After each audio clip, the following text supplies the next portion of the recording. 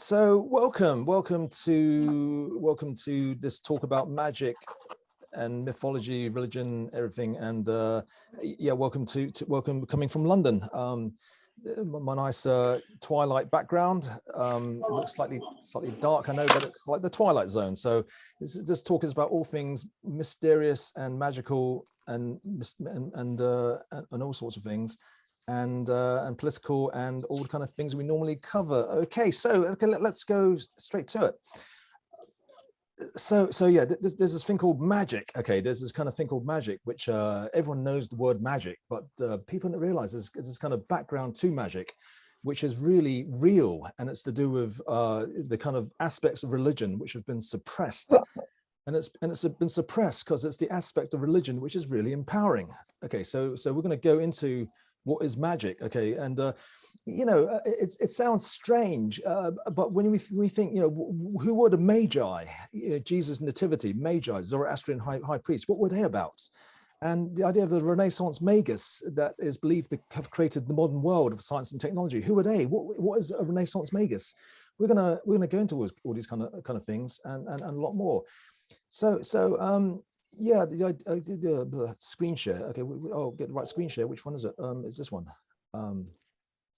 Okay, so this is the diagram from the talk in November, actually, which kind of like you know, showed a kind of unified theory of mysticism, mythology, prophecies, and magic. Okay, so in tonight's talk, we're going to kind of concentrate on this area down here on the bottom right: magic, magi, maguses, and the practitioners, witches, wizards, and warlocks. I know this sounds a bit like Harry Potter, but we're going to show this is actually a deadly serious talk, and this actually covers really kind of the most interesting stuff, I think, about religion.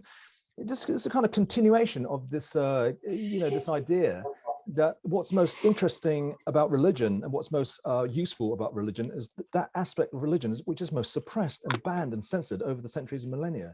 So in the past, we've covered talks about psychedelics, about you know, mystical ideas of people being in union with God, about prophecies and mythology, and how prophetic archetypes kind of instigate revolutionary movements. But magic is really up there in terms of the most controversial, but also the most empowering. Okay, so that's what we'll be talking about tonight, concentrating on this right section. So I'm gonna stop the share and mute everybody. So where's the mute everybody button? Mute all. Okay, that's what I'm supposed to do. Mute all, but you can unmute yourselves to ask, you know, just in case anything you need to interrupt for any reason, just unmute yourself. Okay, so we're gonna just go to the first diagram, second diagram, and then go straight to it. So, okay, so magic. Okay, okay. Magi, who are the Magi? Well, Magi were like Zoroastrian high priests, and this idea that Zoroastrianism is really, really influential. And Zoroastrianism really influenced Judaism, for instance, but they also influenced the ancient Greeks. And so Magi is what they did was magic. Okay, so that's something you're utterly familiar with. We're going to go into exactly what they did later on. And okay, the Egyptian and Greek mysteries. Now we think that what was really important about the Greek mysteries and the Egyptian mysteries was magic. And what we're going to do tonight, we're going to concentrate quite heavily on what's called Hermetic religion, or the Hermetic texts, which are believed to have come from ancient Egypt. And these Hermetic texts are really important because they are the key texts behind the European Renaissance. Okay, so okay, that's the Temple of Luxor, which is the center of the Egyptian mysteries. We're talking, you know, 3,000, 4,000 years ago. And then one of the centers of the Greek mysteries, the Temple of Delphi in Greece. Now, during the Renaissance, okay, these Renaissance luminaries, Marsilio Ficino, and who actually translated all the works from ancient Persian, Greek, and Hebrew into Latin, and Pico di Mirandola, who wrote the Oration on the Dignity of Man, the so-called Manifesto of the Renaissance. So these are really two key figures, and Giordano Bruno, who was perhaps the first Renaissance Magus, who's been kind of promoted as a kind of proto-scientist in modern times. Okay. Now, what they believe, okay, what these characters believe, they believe that there was this hidden religion, okay, and that they called it the Prisca Theologia, And what they thought was that they believed that this Prisca Theologia was in its most uncorrupted form in a book called the Corpus Hermeticum. Okay, the Corpus Hermeticum was finally found. They finally found a copy. The Medici, the godfathers of the Renaissance, they finally found a copy in a Bulgarian monastery, which is now Bulgaria, but was Byzantium. So they finally got this copy. And the Medici said to Marsilio Ficino, stop all the Plato, stop all the Aristotle. This is the really important book. If you want to get a copy of the book nowadays, you have to send agents out to scour Europe to find a Corpus Hermeticum. Just type Corpus Hermeticum PDF onto your search engine, you get a copy, okay? But we're going to go into it quite in depth, along with other texts like the New Atlantis, which is a very key text, perhaps one of the most influential texts of the English Renaissance, and also, of course, the Oration on Dignity of Man, which is the manifesto of the Renaissance. Really, these books are really, especially Oration and the Corpus Hermeticum, what they are about is magic, okay? Now, this manifesto of the Renaissance by Picadillo Mirandola, okay, perhaps the most important book of the Renaissance, there's paragraph after paragraph after paragraph about magic. Okay, it goes on and on about it. And the Corpus Hermeticum, in a sense, this ancient text is all about magic. It's about ancient Egyptian mystery religion. And it was a really important book. And we're going to dissect these key ideas of the Renaissance and show that they really did give rise to the modern world. And basically, these ideas are really key to utopia, the utopian vision of the Renaissance times. It's really key to how political philosophy emerged during the Renaissance and Enlightenment. We can show that we can resurrect this kind of understanding of religion for the 21st century. It is absolutely, game changing. Okay, that's the end of the talk. We're going to actually show that's the case. Okay, now this Corpus Hermeticum, it was discredited around the kind of 18th, 17th, 18th century, because it was through textual analysis. They believed that the Corpus Hermeticum was believed to be written in ancient Egypt, but then they discovered that it was actually written in first, second, third centuries AD in Egypt around Alexandria. So it's still quite old. Now, modern scholarship has further kind of like ascertained that, okay, that basically it was an oral tradition. So it is authentic. That basically what happened in ancient Egypt, nothing was written down. It was oral tradition. These were secret mysteries. And they're transmitted from priest to priest orally. And literally these priests memorized the Corpus Hermeticum. So nothing was written down until the first, second, and third centuries AD. Now the status is really like that of the Zohar, which is the central book of Jewish mysticism, which was actually written down in medieval Spain. Now, no one doubts that the Zohar is authentic hidden teachings of Moses, going right back to the Jewish temple priests and stuff, the Temple of Solomon. So there's a kind of new scholarship which is saying that basically the Corpus Hermeticum is actually authentic. It actually corroborates with these papyrus fragments that were found from way back, and also the actual inscriptions in the Temple of Luxor. What's written in stone actually corresponds to the Corpus Hermeticum. What's written in stone is this idea that your body is the house of God, and that the inner temple, the inner inscription, that to know thyself is to know the gods, which is like the inscription in the Oracle of Delphi. Whoever knows himself knows the universe and the gods. Okay, so that's basically the central idea, and in a sense, the Corpus Hermeticum is the elaboration of that idea to its fullest extent, and really what it's talking about is magic. Okay, so this is not a retrospective talk. This is really about the present and the future. So we're going to basically zoom forwards in time and just basically dispense with the history lesson and just go into the present. So we kind of zip forwards in time, and then there was the Renaissance. And then there was a kind of decline in this belief in magic and belief in the Maguses. And then there was the rise of atheism. By the end of the 19th century, Nietzsche declared that God is dead, and we have the modern period, and basically magic has gone. Isaac Newton has been called the last Magus. And then we have the present times. Okay, so something has been lost in the process, but we think that missing thing is really important. Now, the thing is, it has been lost because the Corpus Hermeticum is quite explicit. They should keep the secrets keep these secret to yourself.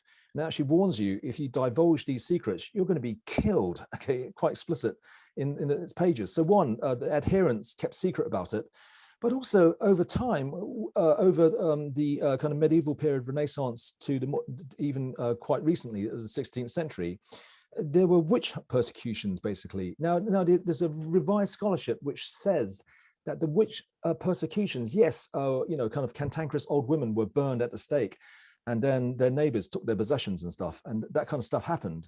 But the revised scholarship is saying that basically what was actually going on, that these witches were actually practitioners of magic. They were basically practitioners of the ancient Egyptian, Greek, Persian, Magi mystery traditions that survived in the countryside. And the Catholic Church had to go out and basically kill them. And so it was not just forgotten and the adherents kept it secret, but there were forces that be which actively suppressed this magic. Okay. You know, the two Renaissance luminaries earlier on, we showed Pica di Mirandola and Giordano Bruno. I mean, basically, Giordano Bruno was famously burned at the stake. So he was a very famous magus using this Renaissance magic. And recent analyses from 2007, very recent, just a few decades ago, has ascertained that Pica di Mirandola's body was saturated with arsenic. So he was assassinated, basically. He was killed. Okay, so he was the other kind of Renaissance magus that kind of got the ball rolling. Okay, so truth suppressed, books burned, heretics killed, burned, poisoned, and then to the modern period, magic is this kind of forgotten thing. Okay, so people think magic is something really kind of just a bit silly, really. Okay, so we're going to basically just go into what is magic. Okay, we're going to get just basically in this talk go through all the systematic kind of what am I sharing? I'm sharing the okay. We're basically going to go into all the systematic interpretations of magic, all of them basically, and then show that points 5, 6, 7 are basically really what's missing in the kind of like realm of discourse and knowledge and what people are looking for now in terms of religion, science, technology, and in society, politics, political economy, and what's happening in the world. Okay, so we'll go through each point in turn. Okay, so showing this diagram. Okay, the various aspects of magic. Okay, we'll go for every point. Now, stage magic. Okay, that's everyone knows what stage magic is. Basically, it is magicians on stage pulling white bunnies out of their armpits. It is basically sleight of hand. You do stuff, and it makes it look as if you're doing something supernatural, but it's basically magic tricks. That's what you're doing. Basically, you're dexterous. You've got these funny tricks. You're doing clever things to give the illusion that something mysterious is happening. That's stage magic. Okay, that's not what we're going to be talking about tonight. Okay, so that's something that's what a lot of people think of as magic. Now there's magical thinking, and that's also not what we're talking about. That's not what we're about. Magical thinking includes things like you know, kind of ideas of casting spells and kind of like you know, Ouija boards, and you know, kind of like sticking pins into dolls and you can like hurt your enemies and stuff. That witchcraft, basically. That's kind of like magical thinking, but also includes things like you know, lots of educated, sensible people I've met over the years that like really smart people entertain magical thinking. I used to hang out with Nam-myoho Renge-kyo Buddhists who chant Nam-myoho Renge-kyo. I used to hang out with them just to learn about religion, really. And one of the meetings, the leader said, yeah, we all got together last weekend. We chanted Nam-myoho Renge-kyo for many hours. We did it on and on. And then the following the week that came, the Northern Ireland Peace Accord happened. And then they thought we did that. So they thought, and you know, there's many people who believe, who are educated, they're smart. They believe in things like we can chant our mantra. You know, transcendental meditation. People think we can chant our mantra in the stadium, get together, thousands of us, we chant our mantra, then the crime rate goes down. Okay, so this is magical thinking. If you believe in it, I don't want to take anything away from you. I mean, basically, if you believe in it, that's fine, but this is not what this talk is about. Okay, so that's magical thinking. But what we will do tonight is show a very, very mysterious dimension to magic, which is utterly mysterious, but which is utterly scientific at the same time. Okay, that's really, really powerful. Okay, at the same time. So I'm going to basically show what real magic is tonight. screen share back to where we were. Okay, so the various magics. Okay, so now there's also everyday magic. Okay, point 3, everyday magic is basically something which is very, very fundamental and very universal. Let me explain what this is. Now, if I should explain magic in a single word, okay, that word would be abracadabra, which stage magicians use, but it's actually there's a truth behind it, and it's basically ancient Hebrew. And what abracadabra means, it literally means as I say, so I create. And it really reflects an idea of having something in mind, and that thing in mind manifests in physical reality. So as I say, so I create, or mind to manifestation. That's the basic idea. Okay, so what we think is that basically this idea is so general. It is so kind of universal that it's basically a part of the universe. Now, let me explain. Look, everything you've ever done in your life, every single motivated action starts in your mind. You move your arms and legs about, you move your mouth, and it manifests. A simple thing like going to the shop, it starts as an idea. You want to cook your evening meal. Okay, you manifest, as I say, so I create. So you're manifesting an evening meal. You have to manifest the ingredients from the supermarket. In order to get those ingredients, you have to make some money to get to pay the machine. Don't pay the cashier now. It's all machines, isn't it? But anyway, everything you do in life is a manifestation. You want a fizzy drink, you have to manifest it. Then you basically have to go out. You might have to punch some money from your cash machine. Then you manifest it. But all these little acts kind of add up to big things. You can manifest a career. You can manifest a great work of art. You can manifest a life. You can manifest a family home. Home improvements. That's a great hobby, isn't it? Make a nice nest for your family. That's a very basic and also very powerful instinct. And other kinds of people can manifest a great work of art. A genius might manifest a scientific theory, might manifest a new political ideology, might manifest a cathedral, so something vast, but it's all manifestation. You see, it's all basically something fundamental to what we do. We manifest things on a very small scale to very big scales. And we can also work together as humans, as teams to manifest huge things. Okay, that sounds utterly trivial, okay, and basically but very fundamental to life. Okay, we're going to show that this fundamental thing has a kind of spiritual and mystical and cosmic dimension to it in the course of the talk. And that's really, really powerful once you fully understand it. Now, going back to our screen share, now the various kinds of magic. Okay, self-help magic is something which is not something you are familiar with again. So basically this idea of self-help. Now, perhaps the most widely sold and best-selling self-help book is a book called Positive Thinking by Dr. Norman Vincent Peale. Okay, so point 4, Self-Help Magic. Now, this book was actually really influential. Okay, now Dr. Norman Vincent Peale was part of a movement called New Thought back in the 50s and 60s that in America basically had mystical roots. Now, Dr. Norman Vincent Peale himself was actually a master Freemason. So it's a kind of mystical dimension to, he was also a pastor in a church in Brooklyn. And Dr. Norman Vincent Peale wrote self-help books, but he's part of this New Thought movement. And the 1957 declaration of the New Thought movement had as manifesto, one point was the, quote, inseparable oneness of God and man. So do you see, this New Thought movement had a kind of mystical dimension to it that's kind of lurking under the surface, and it manifested as self-help books. Now, okay, lots been written about the fact that one of Dr. Norman Vincent Peale's congregation in his Brooklyn church, he was a pastor and a master Freemason, was actually the Trump family. So young Donald Trump was actually part of the congregation, and he's recalled how in his as a boy he loved Dr. Norman Vincent Peale's sermons. Now, part of the New Thought movement is basically that you can cure disease by positive thinking. You can actually eliminate disease through positive thinking, okay? Which absolutely explains Donald Trump last year and 2 years ago saying, coronavirus, poof, it will go away. Poof, just think, it's going to vanish by next week. By end of Easter, it's going to poof, vanish. Now, that is the power of positive thinking not quite working, okay?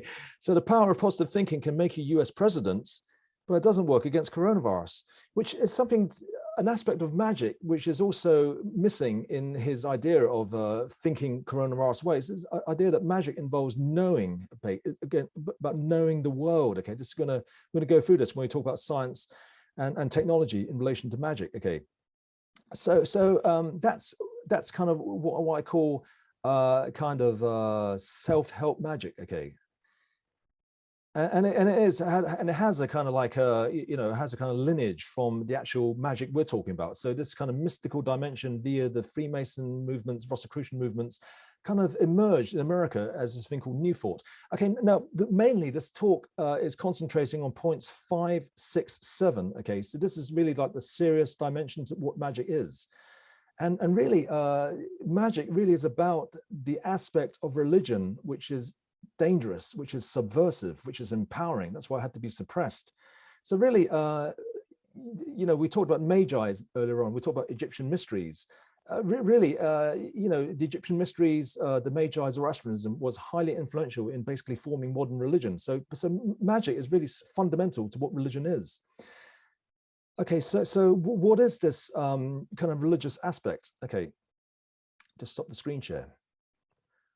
Okay, firstly, one dimension to magic. The first thing is, everyone here is aware of this idea that we're made in an image of God. Okay, that there is a cosmic image, that somehow we're made in the image.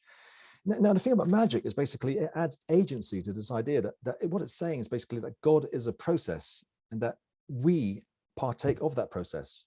Okay, so I'm going to take some quotes from the Corpus Hermeticum, which is, these passages are too long to memorize. So basically, I'm just going to read out from my auto cue, which is bits of paper, not actually technical auto, my little kind of like a low-tech auto cue. So this Corpus Hermeticum interpretation of the image of God is basically the God is like a maker, a worker. So one of the passages is the idea that basically the maker and the made are one. Okay, so basically God is the maker, but the maker and the made are one and the same. So there's this idea that basically, quote, for all things are but two things, that which maketh and that which is made, and the one of them cannot depart from the other or be divided from the other, for either of them is the self same thing. So maker, God, the made, creator, creation are one and the same. They can't be separated from one another. That's already quite a mystical thing, isn't it? And another passage in the first book of the Corpus Hermeticum talks about the worker and the workmanships. Now, workmanships, the language sounds Masonic, doesn't it? It sounds like Freemason language. And there's a reason for that, because Freemasonry is derived from the Corpus Hermeticum. Okay, so you can understand why that's the case, and this notion of grand architect of the universe. So one of the quotes at the beginning, because this is very important, because it describes the fall, it describes how God becomes a human being. Okay, quote, for indeed God was exceedingly enamored of his own form and shape, and delivered unto it all his own workmanships, i.e. what he's created, the workmanships. Okay, and then continuing the quote, but he seeing and understanding the creation of the workman in the whole, i.e. God, would need also himself fall to work, and so was separated from the Father, the fall, now being in the sphere of generation and operation. So the significance of this is basically, it's saying that basically as God, we have agency in the world. We are basically partaking of the image of God, but that image is an active process. Okay, it's an active process. Now this is important later on, as you'll see. Okay, so we're kind of getting on to the mystical part, because another passage is then saying that basically, God is a worker, he's working inside us. But then he's saying that, then the same book is saying, Corpus Hermeticum, that he therefore being one, does all things in many things, for neither has he any other fellow workman. So this idea that basically God is one, the workman and the worker, the made and the maker are one and the same. So basically what you're doing now, you're a manifestation of God, but in your life, manifesting your little things, you're living the cosmic image of God in your life. Okay, so that's the idea. Now, this idea is really important when we understand the idea of the Magus. Okay, so the magician now, in using these ideas in order to do what the Magus does. Now, what does the Magus do? In the oration on the dignity of man, it's quite explicit. The Magus unites heaven and earth. that is the lower orders of to the endowments and the powers of the higher. So basically this idea that the Magus is a mystic. So the worker somehow knows that the great maker, the workmanship is one and the same. So the maid, the creation, knows that he or she is one with the creator and the maker. Okay, so that's the quite mystical idea, isn't it? Now here is the reason why this idea is really powerful, because the text of the Corpus Hermeticum, which is the main text of magic and Egyptian mysteries, it's telling you about spiritual transcendence. It actually tells you explicitly why the soul returns to God, why the maid in this sphere of operation and generation becomes one with God. We're talking about the kingdom of heaven. We're talking about enlightenment, basically. And it's very explicit. It's basically what it's saying. Okay, what it's saying. We'll go through this point by point. What it's essentially saying is basically that the first thing, in order to gain transcendence, it's knowledge. It's to know what the goal is. Okay, so firstly, in the first book, Pymander, it's asked rhetorically, but why or how does he that understands himself go or pass into God? And then it goes on to say that to know, to will and to hope and to know and to will and to hope. Okay, to know, to will and to hope is the straight way and divine way proper to the good. Now, what it's saying is, it's saying three things. That the first thing is knowledge. You got to know what the goal is. Okay, so I'll go into some more quotes here. It's actually saying basically that it calls it piety. It calls it the knowledge of God. It's essentially talking about gnosis. It's to know what the goal is. It's know who you are. So it's basically the initiation, basically, of the mysteries. You're told who you are. You're told maker and made are one. You essentially, your body is the house of God. Essentially, that you are God. Okay, so that's gnosis. Because it's quite explicit. Because it says so basically, this piety, it's not piety in the normal sense of going to church and reading the Bible, Quran, and stuff, and praying a few times. Because it says in the Corpus Hermeticum, this piety is the kind of piety that will make you seem to be mad and to move laughter in people and to be hated and despised and many times also murdered. Okay, so it's really the piety which is really about these heretics believing that they are God, this gnosis. Okay, now this is where magic and the Corpus Hermeticum connects with a lot of existing religion. Okay, so we're going to connect Corpus Hermeticum with Kabbalah and Kabbalah, and also Tantric Buddhism and the Tantras of India, which shows it's actually the same thing. Okay, now why is that the case? It is because, okay, we're in point 5 right now. I'll just move my little picture of myself up so I can. Okay, so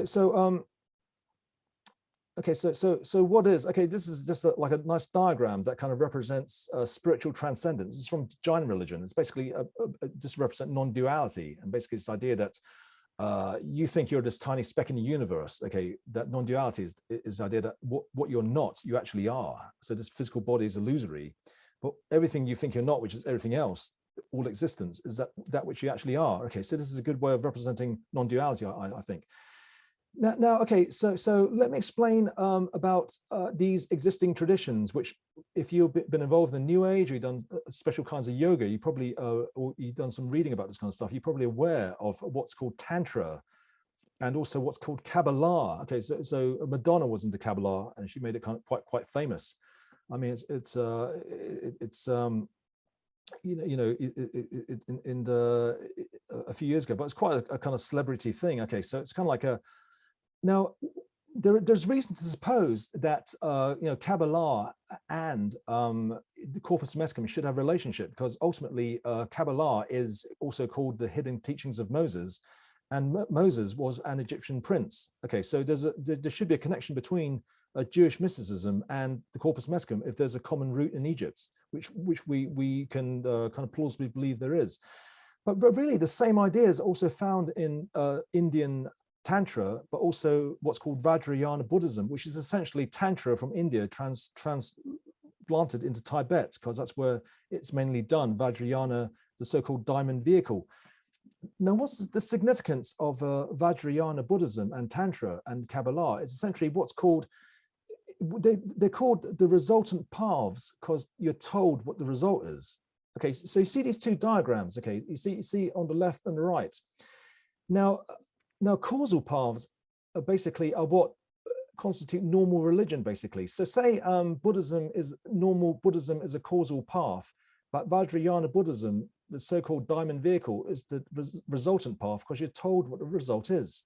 And the result is basically that you are Buddha nature, or you are the Tao, or you are God, you're Ein Sof. You're told basically, basically this the idea of spiritual transcendence in your lifetime. Okay.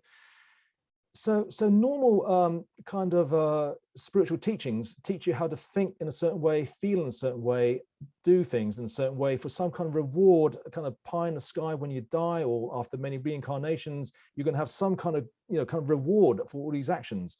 You might have the ideas of karma, kind of accumulating a kind of goodness in your kind of goodness bank, and at some point you can cash in and kind of have some kind of heavenly experience. Whereas the resultant path is something quite different. You're actually told the result of the actual path itself, which is really identical to, stop the screen share for a bit. So it's really identical to the notion of basically in the Corpus Hermeticum, you're basically saying that the knowledge of God, that there's this gnosis, this piety, is really the key to getting that goal of return to the Father. Okay, so that's the first point. Now, where psychedelics connects with, this is an important point because it connects with the psychedelic talk, where psychedelics connect with this is basically, it's about initiation. Okay. Now, there's one thing about being told you are God, and most people's reactions would be, what the hell is that? This is, and forget it. So in the Jewish Kabbalah, in the kind of Orthodox Jews, there's a rule, you basically have to be over 40. You have to be of a certain sound mind. You have to have a certain maturity and learning to be told, to get the received tradition. You're told you're God. Over the years, I've had 2 emails from people, one from Sudan, one from Saudi Arabia, of all places. And they were from young Sufis who wrote to me, and they said, oh yeah, my Sufi master told me I'm God, told me I'm Allah, but my Sufi master told me to tell nobody. But then they go on to say, oh, but your website has it splattered all over your website, you are God. So I thought it was okay to write to you. But anyway, that's funny. Anyway, that's an initiation where you're basically told that you're God. Now, the psychedelic initiation is basically something different, because it's an initiation through a direct experience. So this is really the meaning of psychedelics in mystical practice, I believe. Okay, so in my experience in the psychedelic scene, if you really kind of try and pursue enlightenment or the God state through psychedelic drugs, it's a downward spiral. You're just going to go down, down, down. If you try to chase that mystical experience, it doesn't work. Now, in the last talk, we talked about people like Jordan Peterson, people like Sam Harris, openly, explicitly or implicitly advocating the return of the Eleusinian mysteries, which is ancient mystery in ancient Greece, where it was normal for adult Greek men and women to basically drink this kykeon to have a psychedelic experience. Now, you got to understand, it was an initiation, because that goes together with what people in ancient Greece understood, which was basically of the ancient mysteries, which was things like the myth of Odysseus. Now, Odysseus in the Iliad, the great work of mythology, is really like a mystical text. It's a distillation of mystical spiritual knowledge in a book, basically, in a story mythological form. Now, the significance of the lotus eaters with respect to the Eleusinian mysteries is that it's a drug. So lotus is basically apomorphine. It's a psychedelic drug. It gives you a state of oneness with God. Okay. And back to the Egyptian mysteries, the blue lotus of the Nile was used as a psychedelic, also aphrodisiac. Many of these psychedelics also aphrodisiacs, by the way. A little secret of the psychedelic scene, but quite useful to know sometimes. Anyway, so basically, the meaning of the Eleusinian mysteries, it's to initiate you into the mysteries, not through being told you are the deity, but having direct glimpse of being the deity. You see, and the reason why the Lotus Eaters is the first island port of call is because basically Odysseus had to pull the sailors out of the island, or else they would have fallen in this drunken kind of drug psychedelic stupor, and you're stuck on the island.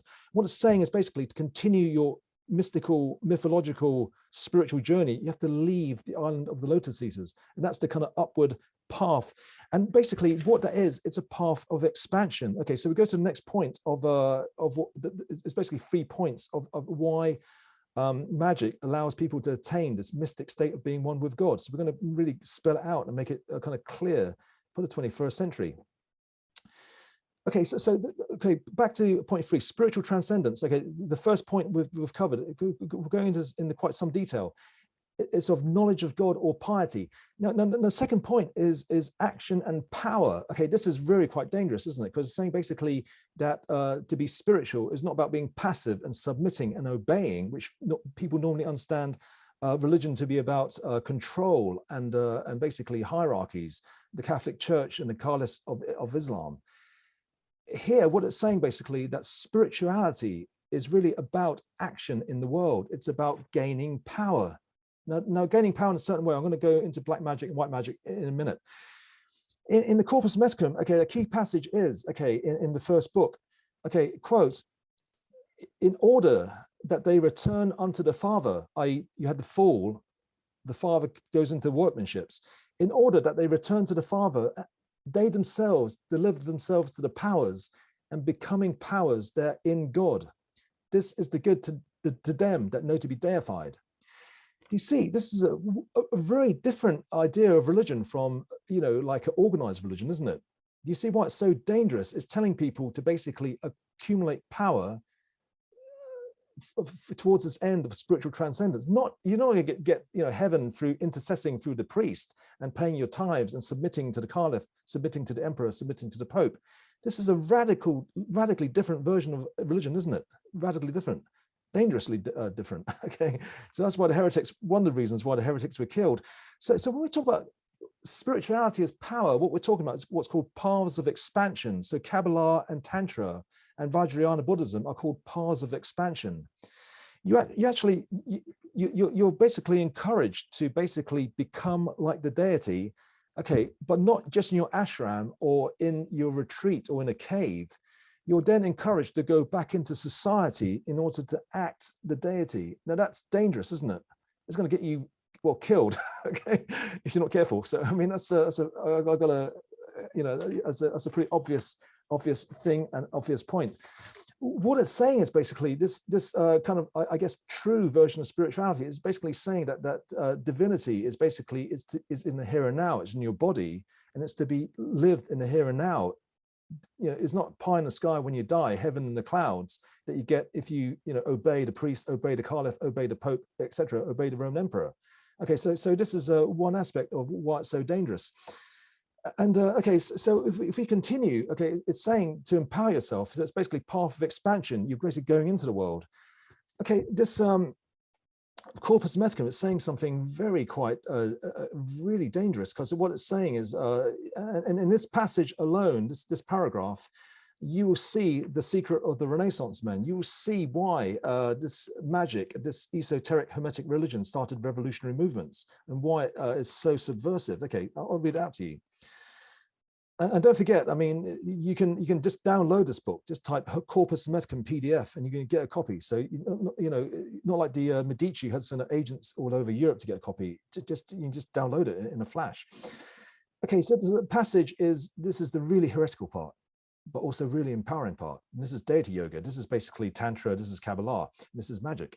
Okay, quote, it's telling you, quote, if therefore thou will not equal yourself to God, then you cannot understand God, for the like is intelligible by the like. That is dangerously heretical, isn't it? It's telling you to basically be as God in this body. Really dangerous stuff. And okay, this is the secret of the Renaissance man. If you want to know what it was, here is the passage. It's exhorting you in order to gain this kind of transcendence, kind of to the state before the fall. It's encouraging you to, quote, increase thyself into an immeasurable greatness, leaping beyond everybody and transcending all time, become eternity, and thou shalt understand God. If you believe in yourself that nothing is impossible, but account yourself immortal, and that thou can understand all things, that you can understand all things, every art, every science, and the manner and custom of every living thing, you shall at once understand yourself, or else you cannot yet understand God. Do you see what is the Renaissance man? A Renaissance man basically is there to understand all things. Francis Bacon, I take all knowledge to be my province. A Renaissance man is there to or Renaissance women as well, Renaissance women for the 21st century, I should add, is there to master every art, every science, and a manner and custom of every living thing. Now, this is not known by many people, but Michelangelo, who painted the Sistine Chapel, I went to Florence years ago, it takes your breath away. The Sistine Chapel, the ceiling was painted by one guy. Now, this probably the greatest work of art of all time. I mean, people say Mona Lisa, sure, but in terms of scale, the entire ceiling was painted by one guy over many years. Now, the astounding thing is, Michelangelo wasn't even a painter; he was a sculptor. Now, the historians think that basically he was given the job to paint the Sistine Chapel by the Pope and advisors in order to humiliate him, to bring him down a notch. In that people thought he couldn't do it, he'd make a mess of it. That's a funny fact of history, isn't it? But in the course of things, he created the greatest work of all time. Could it be that he actually believed in the Corpus Hermeticum? He believed that nothing is impossible, that he could master every art, even though he was a sculptor. It's almost like the achievement of what he did was straight from the Corpus Hermeticum. But if you understand that he was doing this because he believed, okay, he actually said he was God's artist. It was kind of mystical dimension. He basically thought he was basically somehow could elevate himself to the status of being God's artist. Or could he have believed that basically what he was doing was in order to gain spiritual transcendence, is what people believed at that time. Okay, so the third part, now to add this very quickly, what I've said so far is almost like the path to megalomania, it's the path to madness, it's the path to total egomania, it's the path to becoming a cult leader, isn't it? It's the path to becoming dark, evil magician. It's the path to, really like a horror movie, like a James Bond villain, isn't it? Do you know what I'm saying? If you have this kind of like confidence and power, then basically you can do really evil things, which is why point 3 is so important. It's telling you basically, it's the idea of there is this kind of black magic versus white magic, and Pico di Mirandola writes paragraphs and paragraphs about it, because you have to really distinguish the two. Now, both forms are really empowering. Okay, so I think one example of a dark, kind of like someone who kind of used those magical arts to do evil things. Well, I think one example is Adolf Hitler. But there's many people like that all through history who've basically used these kind of mysteries. And it's no accident that the Nazi Party came out of the Tula Society, which is basically a Gnostic kind of grouping of people who probably were into the Corpus Hermeticum. That's why they basically formulated these political parties. Now, okay, the Oration on Dignity of Man is quite explicit. It is saying something to be very careful, and it's basically saying that basically, go back to the screen share just to show point 3 is really, really important, because there's this point to do with, it's really to do with where your intention and where your motivation is. Okay, it's basically about what's happening in your heart. Okay, so basically you have this amazing empowerment, but it's basically saying that basically if you use this empowerment for evil, then basically it leads to something completely different. Now, the quote from the Oration on the Dignity of Man, this is Pico di Mirandola talking about white versus black magic. He says, quote, okay, black magic presents a monstrous and destructive image, delivering man over to the enemies of God, alienates him from God, while the second beneficent magic excites in him an admiration for the works of God, which flowers naturally into charity, faith, and hope. You see, if you're trying to become united with God, it's saying that basically the evil kind of magic separates you from God. You see, it's a quite clear warning, isn't it? In the Corpus Hermeticum, it says, quote, the seeds of God are few but great, and fair and good virtue and temperance and piety is the knowledge of God. Another quote from the Corpus Hermeticum, this beneficent magic, okay, does not itself work miracles so much as sedulously serves nature in order that she works her wonders. So do you see, it's about, in order to kind of illustrate, basically, it is about like what George Lucas was trying to communicate. And George Lucas was trying to communicate in Star Wars, religious ideas. It's about the Sith Lord versus the Jedi. So you can see it in kind of theatrical, kind of like cultural terms you can instantly recognize. It's essentially about basically that we have these kind of selfish desires Okay, basically, we have basically instincts hardwired into our hypothalamus. It's to do with myself, my family, my clan, my race. And if we are to believe, selfish genes Darwinism, which is the kind of dominant kind of idea in terms of kin selection, in terms of selfish genes and altruism, George Feister's work, I mean, the same, myself, my family, my clan, my race, the same genes are also contain the genes of genocide, that you kind of promote your genes by killing people who are not like you. So this is not something, this kind of dark side is not something, hypothetical. It's basically something that's hardwired into our brains. But what magic and religion is saying, that we are something above and beyond beasts. We are something that we can make the decision to ascend to something divine. Okay, so that's essentially what the oration on the dignity of man is. And there's paragraph after paragraph saying that the human being has this choice to be bestial, i.e. selfish genes, just obey our hypothalamus and amygdalas, our hardwired programming, which many people do anyway, versus basically this idea of this kind of, there is a state of becoming one with God.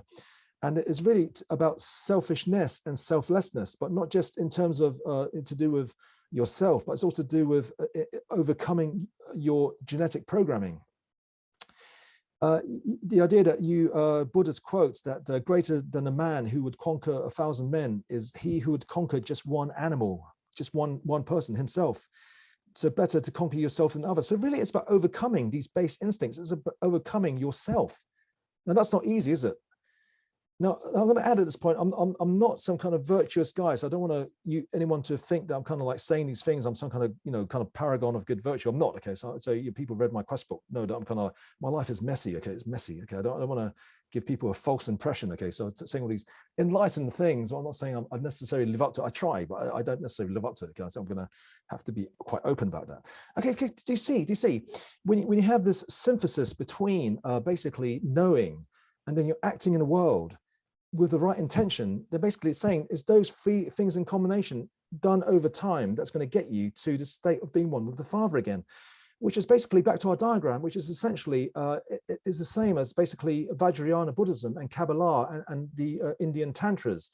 It is telling you basically that if you get the aspects of your basically the three bases of the triangle, basically what you think, how you feel, acting and doing, if you get it right, in the Bhagavad Gita, it's called Gnana Marg, Bhakti Marg, and Karma Marg, doing, acting, and feeling. If you get those three things right in a certain way, selflessly, serving the universe, serving nature, doing in the world, and right thinking, knowing what the goal is, and having the right knowledge, you're going to attain over time to this goal. And that's basically what magic is. That's what it's saying. So it is saying that basically, if there is an outer manifestation, okay, I've said that magic is manifesting things. Okay, I'm manifesting things in physical reality. Okay, everyday magic. But even mundane, manifesting a dinner, manifesting a food, manifesting anything, there's an inner manifestation to do with your hypothalamus. I'm hungry. Therefore, I manifest food. I eat the food. Then my hypothalamus registers. I'm not hungry anymore. So there's an outer manifestation, but even on a basic level, that involves an inner manifestation. Now, what Tantra magic and Vajrayana Buddhism is saying, and the Tantras are saying, and Kabbalah is saying, basically, you manifest outly into the world, into society, in terms of dealings with other people, into the political, social realms. Even you enact this outer technological, political, scientific kind of expansion, kind of manifestation, in order finally to manifest something inner. And that inner thing is enlightenment. So to transcend yourself and to gain that state, that kind of little peak you got in the Eleusinian mysteries, little peak you got in LSD, or little peak you got with that psychedelic initiation, and manifest it fully in your life. And that is the idea, that a person can basically live in a certain way, organize his mind and body and his surroundings in a certain way, and that person will be in the God state, not through psychedelic drugs or going to a cave or kind of starving yourself for 40 days and nights in the desert. But in your life, you would have attained perfection in your life and in your actions. So that's the basic idea. Okay, I'm not saying it's easy, of course. I'm just saying, I'm just trying to explain that all these mystic paths are saying the same thing. So I'm not kind of say it's kind of easy thing to do. Now this, okay, just illustrate. This is called a goddess in the void. This diagram. Okay, so it's from kind of Vajrayana Buddhism. It's from Tibet. And the idea is basically that's the void, and you project your God image into that void. And it's a kind of meditation technique to what's called sadhana, which is a lot of these meditations in the Tantras and Vajrayana Buddhisms. That basically they are to reaffirm that you are God. So in the Indian Tantras, one of the reaffirmations, you basically chant Shivoham, Shivoham, Shiva, I am Shiva, I am Shiva, I am Shiva. And basically that's a reaffirmation. Another reaffirmation, which reflects actually the ancient Egyptian mysteries, because in the Tibetan Book of the Dead, there's a meditation where you chant, I am Ra, which is the same as Shiva, the transcendent God. I'm eternal, I'm non-perishable, I'm with the gods. Okay, so that's the reaffirmation. And this kind of a meditation aid is for you to project into the void your God self, and then to basically take that God self into your life. Okay, okay, here's the, okay, so in that void, you can, okay, traditionally you project, that's Guan Yin. Okay, so that's like a kind of goddess of compassion. That's a very popular one. So if you're a Tibetan Buddhist monk, or you're kind of like into this kind of thing, that might be one meditation. Or another kind of that's Manjushri, which is more kind of like a warlike. Okay, then there's kind of like Tara, green Tara, which is the wisdom, and you kind of like just project these goddesses and god aspects into the void. That's Shiva. Okay, so I'm kind of mixing religions here. But also, if you understand that the mythic quest hero is also another kind of allegory for the spiritual aspirant, then theoretically you can project. I'm not being joking. I'm being serious. That if you can understand mythology is really about the spiritual path, Odysseus and stuff, and that Star Wars is kind of like spiritual allegory, then what I'm doing is actually, I'm not joking. I'm actually being serious, that you can actually do this, and it actually makes sense. Okay. Now, I mean, Neo in the movie, he's like a religious figure anyway. So I mean, so see what it means. Okay, so that's basically the kind of that's basically deity yoga, and that's basically the spiritual side of magic. Okay, just stop the share. Now, okay, there is a kind of like the aspect of magic which is highly mysterious is this. Okay, it's the idea basically of total power. Okay, there is this kind of question in theology called theism. Okay, so you have atheism, you have deism. Deism is basically like the God of Spinoza. God is cosmic principle. God is mathematician. Okay, militant atheists don't even have a trouble with the deistic God. Now, the theistic God is different. The theistic God is the God within, that somehow we have a one-to-one relationship with God, and that also that God has agency in the world. So how can you possibly explain that? We're going to explain it, because I think that there is an answer. There is an answer to why that is the case. And this is how it works. So have a little drink. So basically, even people who are sympathetic to the idea of unifying religion with science believe that theism was basically a thing of the past. So Ernst Haeckel, who was famous for his theory of recapitulation, he started a kind of pseudo-religion called monism. And he wrote that basically theism is forever banished by science. It cannot be the case. But we think it can be the case. Okay, we explained in previous talks. Go to YouTube, give a lengthy explanation on. Just type in science and the full resurrection of the core truths of religion for the 21st century, where we explain how everything is one consciousness and one soul. Okay, now the other thing is, then how does God have agency in the world? And this is the magic part. Okay, how does God act in the world? If you're saying that science is valid and there's scientific laws, and we also use this idea of a block universe, a kind of universe as kind of mathematical object, how can God possibly have agency in the universe? How can he change his own laws?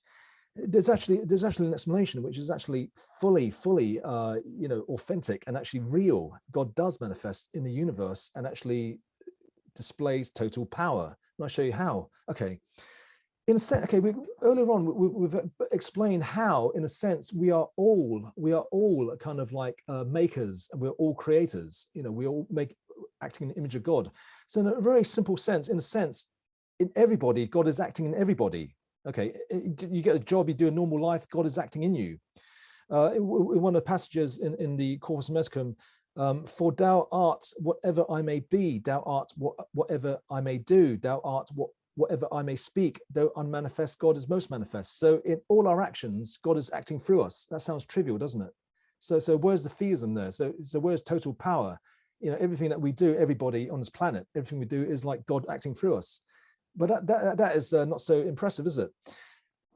There is something that is more mysterious when we understand that science has resurrected the idea of teleology. Okay, we've gone through this at length in previous talks. Okay, but in the past, people would say that science kind of implies a meaningless and purposeless universe. Well, not anymore, because really discoveries in the past few decades have recovered the teleological universe.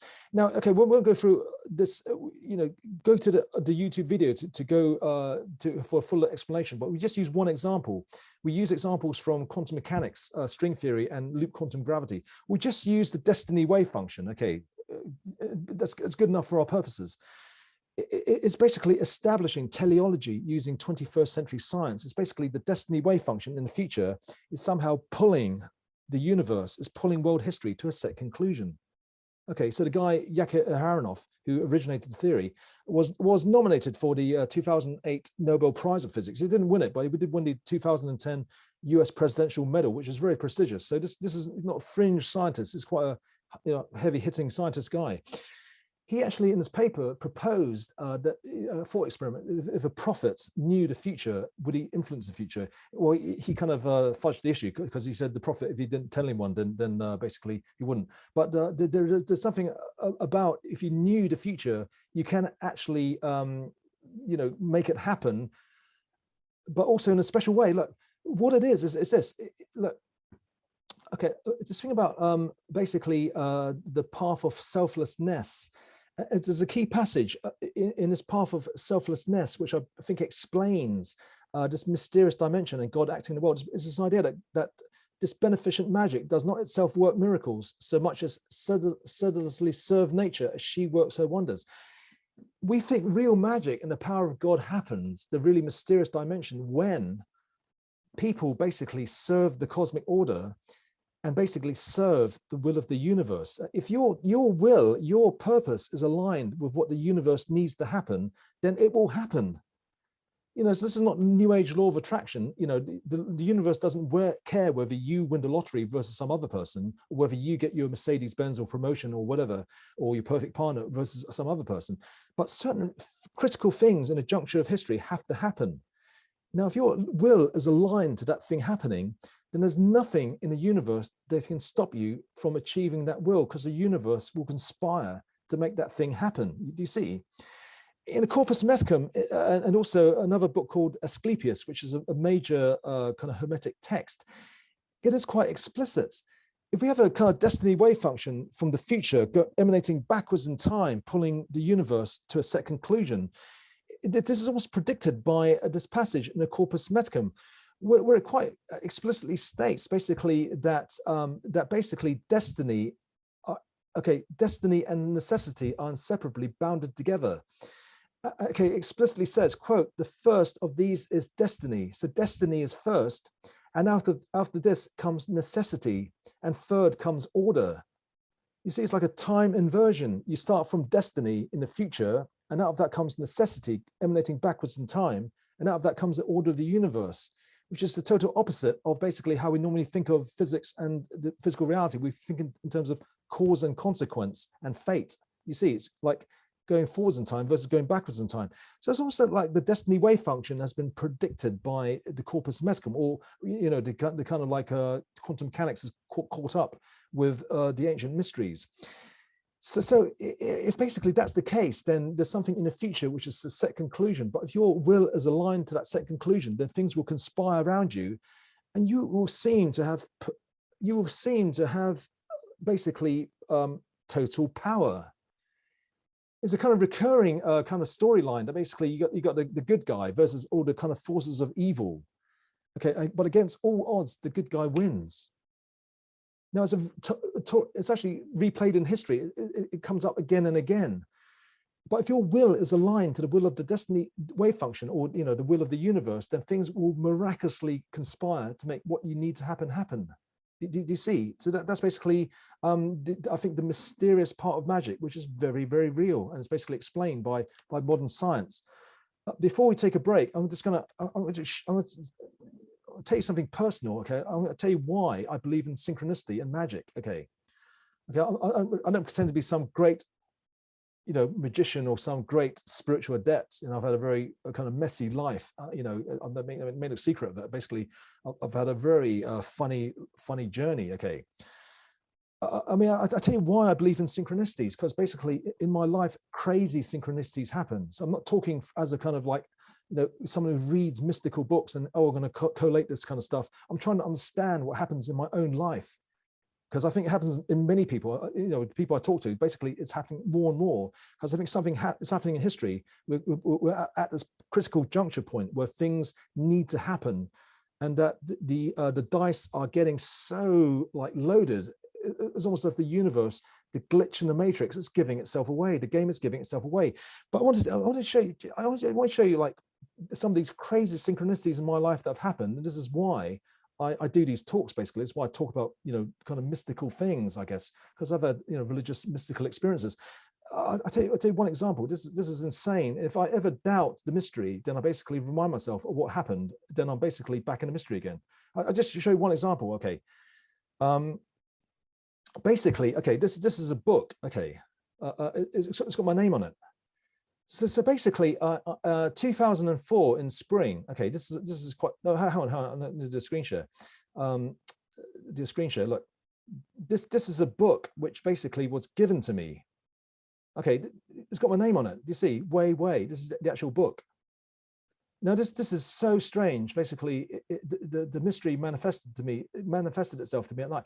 Okay, look, it was 2004. It was basically April. It was spring, and basically, I gave a talk at a venue. I was giving a talk. I was talking about synchronicities. I was talking about kind of mystical things and prophecies. The next day, I was due to start a job at St. James's Church. The very next day. Okay, and is the church where William Blake was baptized. I did the job. I wanted to do a job for 6 months in order to save up money for a video projector and a laptop. This was years ago, 2004. The previous day, I gave a talk, and then end of the talk, a friend of mine, actually a woman I knew, kind of sort of a friend. I kind of like was very attracted to her, and then she came to the talk, and basically, okay, cut long story short, I followed her home because I thought there would be sex involved, even though I had to start a new job 8 o'clock in the morning next day. I was basically got a lift back to her place, and then she said she wanted some biscuits. We stopped at Camden, London 7-Eleven, and she took ages looking for a packet of biscuits. It wasn't even much choice. It's a 7-Eleven, Christ's sake. It's about half a dozen biscuits to choose from. She has ages. I walked out of the shop, the 7-Eleven, it's like 1 o'clock in the morning. Okay, I got about to start a job. I sort of wake up 6 o'clock in the morning, start a job 8 o'clock. Anyway, there was a bag lady sitting outside the 7-Eleven, this bag lady, and she said, "Do you want this book?" I said, "Not particularly. I don't particularly want your book. I'm tired, basically I'm exhausted." She said again, "Do you want this book?" Okay, I looked at the book. It had my name written on it, Way. No, crazy stuff. Crazy. I've never been given a book in my life by anyone on the street. Never, ever. Maybe Hare Krishna people trying to sell me the religious books. Have a book and stuff. Give me some donation. So the only time it's ever happened, it has my name on it. Way. It's about basically. Well, actually, funny. Indians in South America, around the not Peru area, kind of northern Amazon. Actually, funny enough, Russian, and who do kind of psychedelic drugs. Anyway.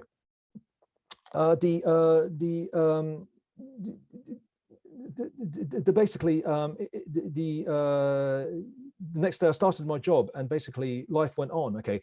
Anyway, I would actually talk about that story in the talks I gave while I was working in the church. Okay, I worked 10 years at the end of the day.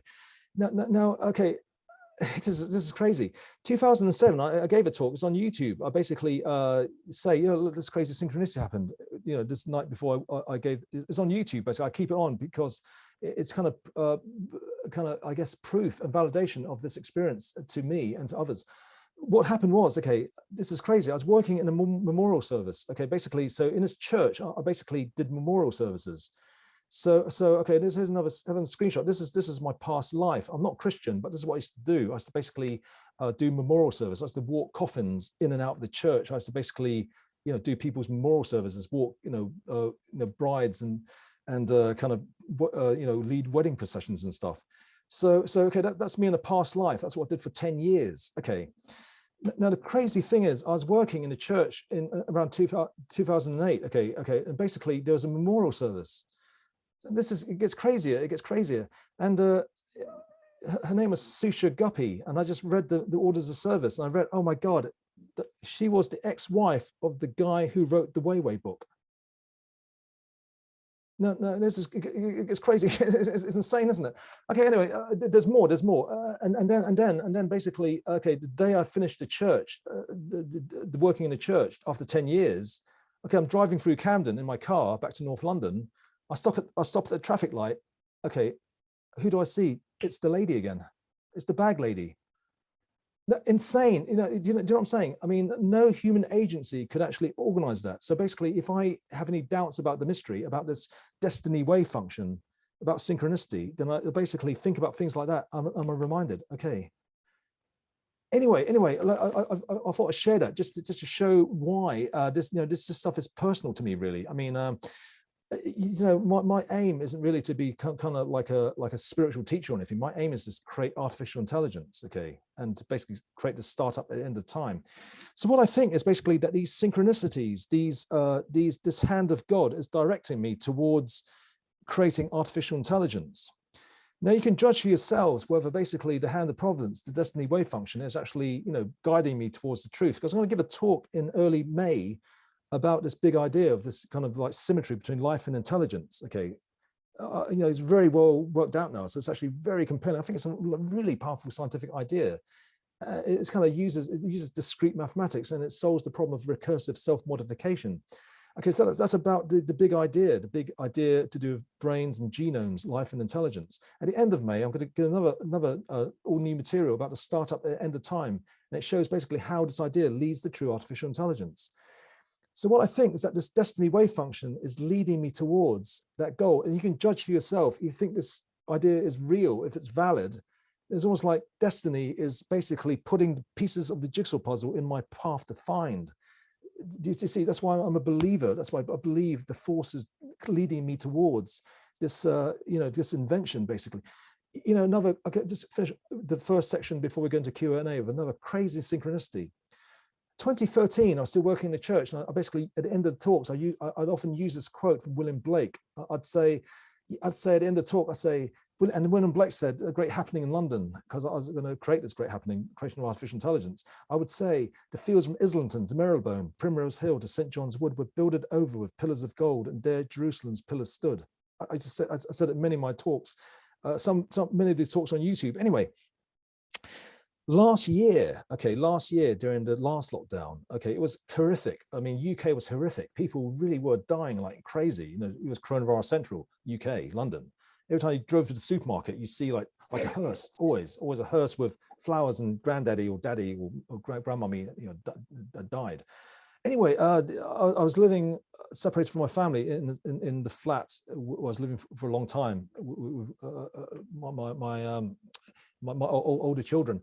And anyway, the neighbors above moved out. They lived there for 9-10 years. They were actually ex-Andrew Cohen followers, a bit of a dodgy guru, but they were nice guys. They're nice people, like quiet as mice. Okay, really nice couple. And when the new family that moved in had 2 really rowdy kids, just as rowdy as my kids. So I was philosophical about it, and these are really rowdy kids. But the floorboards were thin. I realized that these my past neighbors were angelic beings. It was so quiet. When these kids moved in, it was unbearable. The estate agent said, "Do you want to renew, Wade? Do you want to renew?" And it's like a routine. I've been at 10 years in the same house. And I said, "No, this is really noisy guys. Do you have another property? Do you have another property?" And I got one property. No, I had 2. He had 2. One was just not suitable. It was miles out. He had another property in central London. Okay, I thought, look, this is fine. It's a bit above my budget, but I have to go for it because I need to get out of this house. Where is that property located? Okay, basically, if you draw a triangle between Primrose Hill, St. John's Wood, Marylebone, and Islington, it's like a thin triangle. Okay, the fat part of the triangle is Regent's Park. towards the thinner end is actually Euston Station and King's Cross Station. It's basically railway yards, depots, and it's basically railway tracks. There's very little residential property. I'm basically smack bang in that triangle. What else is in that triangle? It's Facebook, DeepMind. Do you know what I'm saying? I mean, okay, a skeptic would say, crazy guy, he's just over-interpreting a coincidence. No, to me, this is the universe putting me in the juxtaposition, saying, way, I'm encouraging you to believe what you believe. Okay, so I'm not talking about magic as in, I'm not some kind of good guy, magician, you know, kind of like teach you how to be, you know, nice and stuff. I've got a specific goal. And I think the universe is taking me towards that goal. And I think, you know, I think when I talk about synchronicities, it's a very personal thing. I totally believe in it. Okay. So does anyone have any questions at this point? Before we, oh God, okay, we're slightly running over time, but does anyone have any questions? This is Matt. I have a question. Matt. Earlier you kind of warned against magical thinking. And I was just wondering if you could please highlight the difference between magical thinking and synchronicity. I think the thing about magical thinking is basically that there's no kind of like, there's no causal link. So I think you can imagine, I remember reading a Philip K. Dick book about the Confessions of a Crap Artist, and basically the main character believed that he could stare at people long enough, he can make people scratch the back of their necks. The fact of the matter is people do scratch the back of the necks, and you get enough people, you make them scratch the back of their necks. So there's a thing about like basically thinking that you're kind of like causing something. It's like cargo cults. It's basically, it's magic. You're trying to basically do something with this kind of idea that somehow kind of, you know, that somehow there's this kind of like, I guess, causal chain, which isn't really there. Now, if it does happen by luck, by fluke, then there's no causal chain. But the thing about synchronicity, I think it's different, because I think there's a backward emanation, and it's basically a path of almost irrationality. You're following a path of like a chain of a kind of a chain of signs that's been laid down for you by the universe, but it's a backward emanating chain instead of a forward emanating chain. So you can understand a forward chain of causality through science. You know, A causes B causes C. You can replicate that experiment. Now, this is slightly different because we don't know the future. So there's something, you know, we can't predict. But those people who have walked this path through the centuries, through the millennia, they've reported this again and again, and they write about it. You know, basically, if you, in the Corpus Hermeticum, if you approach this path, then it will greet thee all the time. It will give you signs. It will meet you all the time. What I think it is basically the destiny wave function communicates in a way that people can understand through these synchronicities. And if you can really open your heart to them and use your intuition, it's almost like you're given these signals, and you feel it in your heart. It's not through reason. It's almost as if the destiny wave function is communicating straight into your heart, and you follow these signs. And it's almost irrational. The path seems like totally bewildering. You damn yourself. You think, my God, I've thrown my life away. What the hell am I doing? I could have, you know, gone this path. But you have that kind of like faith, and you keep on it, and then it works out. Then you look back on your life, then you realize it was a perfect setup. Does that make sense? I mean, really, I mean, I've questioned this path so many times in the past few decades of my life. You know, another crazy synchronicity happened in 1998. I was basically going to completely abandon this whole thing. So I came out of the psychedelic scene, and I basically had this real strong, you know, a dozen mystical experiences later. This idea was really reinforced me. I've basically done quite a lot of reading at that time.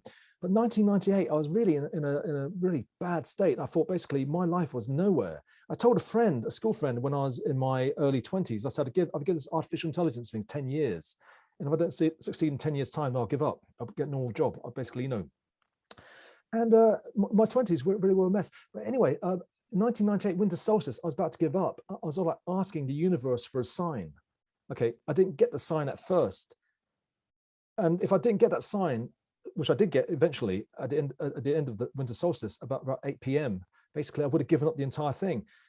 But basically I walked about 7, 8, 9 hours all around London that day, you know, drinking loads of coffee. like a mystic. I was trying to get a mystical experience. I was trying to see some sign from the universe, something, a shooting star, you know what I'm saying? Something might fall into my lap, or something might happen, some flash, some kind of like something like that.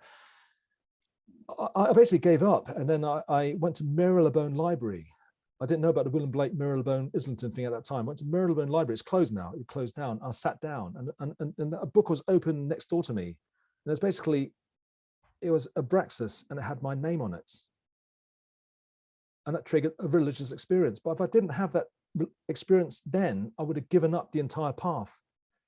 So the passage in the Corpus Hermeticum, that when you're on the path to know, to will, and to hope, is the straight way, divine way, proper to the good. And it will meet you everywhere. When you least expect it, and when you do expect it, it will meet you. And that's one example of it meeting me. So that, in a sense, it is a faith, and it is basically, I guess magical thinking is basically when you are trying to manipulate for your own ends. You know, basically, I want that promotion, I want this, you know, a cargo coat, I want these possessions, etc. Whereas this is different. You're basically giving yourself over to something. So I think that's another difference. And I guess the thing is not about forward causality, trying to cause things. It's about basically embracing the backward causality, which is the destiny pull of the universe. That's how I see it. I mean, that's how I understand it. I could tomorrow, I could walk out the street, I could get run over by a bus. Tragedy. This guy, you know, had all these hopes, all these synchronicities, and he just ended up dead. You know, who knows? I hope not. I don't think so. But I mean, I have faith that basically the universe is telling me that I'm on the right path, and that, you know, basically I will. And anyway, I mean, the AI thing. I mean, in May, judge for yourselves. I mean, I'll tell you, all judge for yourselves. You can see. But if I really do create true artificial intelligence and create the startup at the end of time, which I talk about in Quest and fractal brain theory, then when people examine my life, examine all the synchronicities, they will see basically it is the validation. Do you see? If I really do create, then I created it because I had those synchronicities, because I had those signals that propelled me into this path. Or else I would have got a job with Microsoft or Facebook or Google years ago. I would have been a slave, and basically my mind would have been killed in a cubicle in, you know, this kind of like a very nice work environment which Google provides, because my partner used to work for Google in Zurich, and they basically, it's fluffy, it's nice, but it's going to kill your creativity, it's going to kill your ambition, it's going to kill my mind. Okay, that's what I think. Okay. Any other questions, or we might just go on? Less of a question, more of a just yeah, I resonate a lot with what you're saying. I really do. Um, Right. like, and I even, it even matches very well with the, you kind of read a bit of my blog, but Yeah. and even like some papers that me and Nell Watson have written together about entropy maximization, and connecting that with basically how the true nature of intelligence in the universe and how it emerges, and Right. basically in how that relates with building true AI. I don't even like to call it AI. I like to call it, because it's, I don't feel it would be artificial at all. It would be truly intelligent, and even truly alive. But it's interesting, if you look at the universe as constantly trying to maximize entropy, not just in an instant, but over a time horizon. Hmm. Uh, that fits in very well with this universal wave function. I had Hmm. this kind of that kind of enlightenment as well about this when I would think about this theory that way a few years back. I was like, wow, how in that sense, if you act as an agent that is helping the whole universe maximize entropy more effectively, Yeah. then the universe will then pass more in it, like you'll be kind of like a conduit for it. You could Yeah. theoretically, if this is all true, then this should work out that you could be basically more of a conduit for that activity, which would be more of a conduit for the emergence of intelligence, complexity, and life in the universe. Yeah. And this is exactly what makes. And I basically, I realized how, what would that look like? It would look like synchronicities. It would look like, at least on some level, and then on another, I don't. I'm actually now, I'm not sure. At first, I had some kind of frame of what I thought it would look like, but then through direct experiences, not through like hallucinations or things like that, but through real like experiences of where I see that I have my theories of how the universe works, and yet there's truly things that are beyond my comprehension. Not just in terms of like things that, though, yes, in synchronicities as well, but also in like, I don't know how else to explain. It's like truly things that I just don't have an explanation for that Well, physically happen in front of me and with other people around me. well, Uh, it's like the mystery, kind of like it really is the power of God, isn't it? It's like it's almost like a one way of explaining it is like Einstein's relativity, how space-time curves, next to massive objects, and it kind of bends space-time. It's like the unfolding of history is like that. You get kind of periods of history where space-time is flat, is not, and then at certain critical junctures, it's almost as if space-time really bends because there's some massive object in the horizon, bending space-time. So as long Yeah. as critical junctures in history, certain things happen, like what's happening in the world now with the ecological environmental catastrophe, with this kind of imminent kind of like World War III, huge kind of like suffering, human doom, gloom, and calamity about to hit the planet. But also this advent of this possibly one of the key things that could really get humanity's fat out of the fire, which is the invention of true artificial intelligence. You got Industry 4.0. You got all this kind of like chip. Okay, there's a chip shortage now, but it's going to be a massive chip glut, a massive investment in this kind of infrastructure for this kind of Industry 4.0 that's going to make all the technology today seem like dirt roads compared to what's coming in the future. But then you add that to artificial intelligence, it's a total transformation. I mean, the singularity people, I mean, in a sense, the singularity apocalypse for nerds. What I believe is basically the apocalypse of nerds is the one of the aspects of the fulfillment of prophecy in world religion. What is it if not a new earth? So at this critical juncture, if people are involved or really put their hearts to creating true artificial intelligence, if they do it, then if there's something historic and what I'm saying, it is something like a mystical and like it's a phase shift in the evolution of the planet, isn't it? But then Absolutely. if you're involved in that, if you actually carry it out, then space and time, like back to our general relativity analogy, it will bend. So I think I'm a kind of voice in the wilderness, but I think I've put myself in the path where the universe could put the answers in my path to find and click together to put together. So that's what we'll be talking about in May. I'll be showing what the universe has put in my path to click together. And basically, if you get a critical mass of people, then to basically convince the world to that this is the right way. Okay, on one level, it's basically okay. It's right because the situation in artificial intelligence is that back propagation is on its last legs. So it's basically, the Achilles heel is it's kind of compute energy inefficiency, and so I think basically it's very hard for people to see that back propagation, these long short-term memory, these kind of transformed networks, even though they've got massive tons of investment. Google, Facebook have invested literally billions and billions and billions on TensorFlow processors, on all the infrastructure based on back propagation. But it's almost like Goliath, isn't it? Do you know what I'm saying? For years in my head, Google is, you see the movie The Thing from outer space in the South Pole, and the thing is like it's alien, and it kind of sucks in humans and dogs and animals, and they become like merged into this kind of thing. You know what I'm saying? It takes all these life forms and makes it kind of one kind of blobby life form that kind of, well, Google is like that because it's taken all the AI talent, the best names, Demis Hassabis, Jeffrey Hinton, you know what I'm saying? All these top names, it kind of merged them into this kind of thing to create true AI.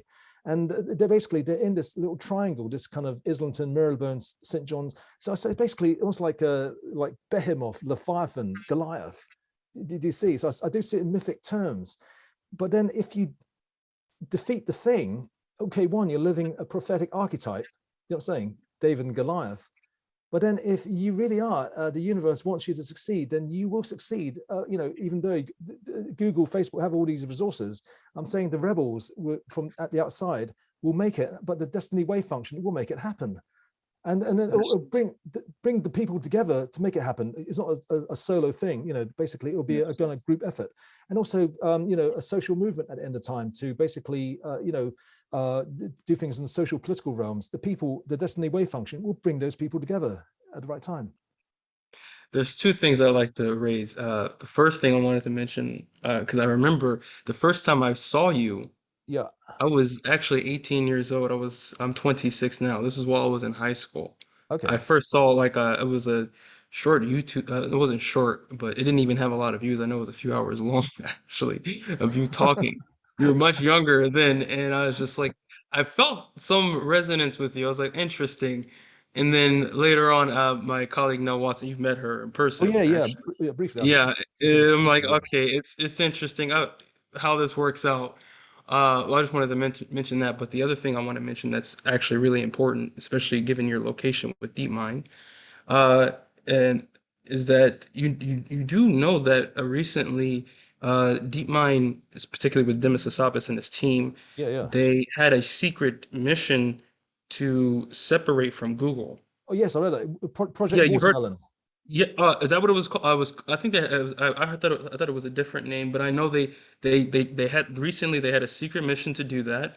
And as I felt, because I felt I mean I've never met Demis personally, but I've always resonated with him as well, and I know he is aware of Google, especially with recently how they changed to the parent company Alphabet, and then they Yeah, got yeah. rid of the motto "Do no evil."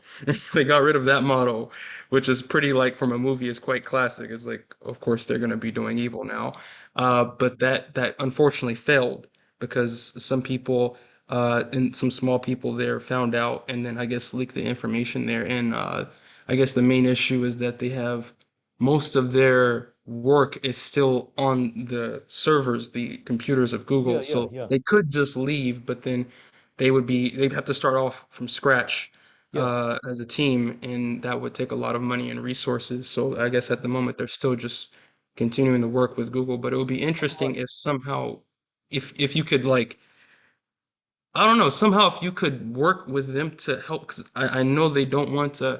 continue to be a part of Google. Okay, okay. And I think we shall. Roshan, just continue with the rest of the talk, and then we'll have a longer discussion at the end. of course, absolutely. I mean, absolutely. I mean, Roshan, let's just answer your question. I mean, basically, we shall basically, infiltrate whatever we can to do with Google and DeepMind. But DeepMind and Google they sign very strict confidentiality agreements. That's the thing. They really have their tentacles on their employees. So the fact that Demis Hassabis is getting itself having difficulty escaping the thing, the tentacles, what I'm saying, gripping trying to escape the thing. It's not something unique to Demis Hassabis. That all Google employees are really, basically gripped by these non-disclosure agreements and these confidentiality agreements that have to sign. Even people, working on a quite low level basis. but definitely, I mean, I think we're gonna basically we see Google not as the enemy, but as a kind of like as a kind of opposition, as a kind of competition to really challenge. You know what I'm saying? Because they're the incumbent. But I think Facebook, Google, all these people, what they're doing is basically a dead end path. So I think the situation is ripe, really, that even Elon Musk and Peter Thiel and people like Larry Page have lost interest in AI because they see that they're not making any progress. Okay. But anyway, more magic, and we'll go into more magic as to how we can defeat Google and convert Google, Facebook, and DeepMind to the lights. Epic mythic quest. Okay, I guess we'll just continue with do the rest of the talk, which is mainly coming the kind of political stuff. Okay, so just going to go through the we'll just quickly go through in the next half hour. Just zoom through, then we do an extended Q&A at the end and talk. I don't mind talking until the end of time to get through all this. Let's just share screen again. Like, okay, next phase is basically to explain.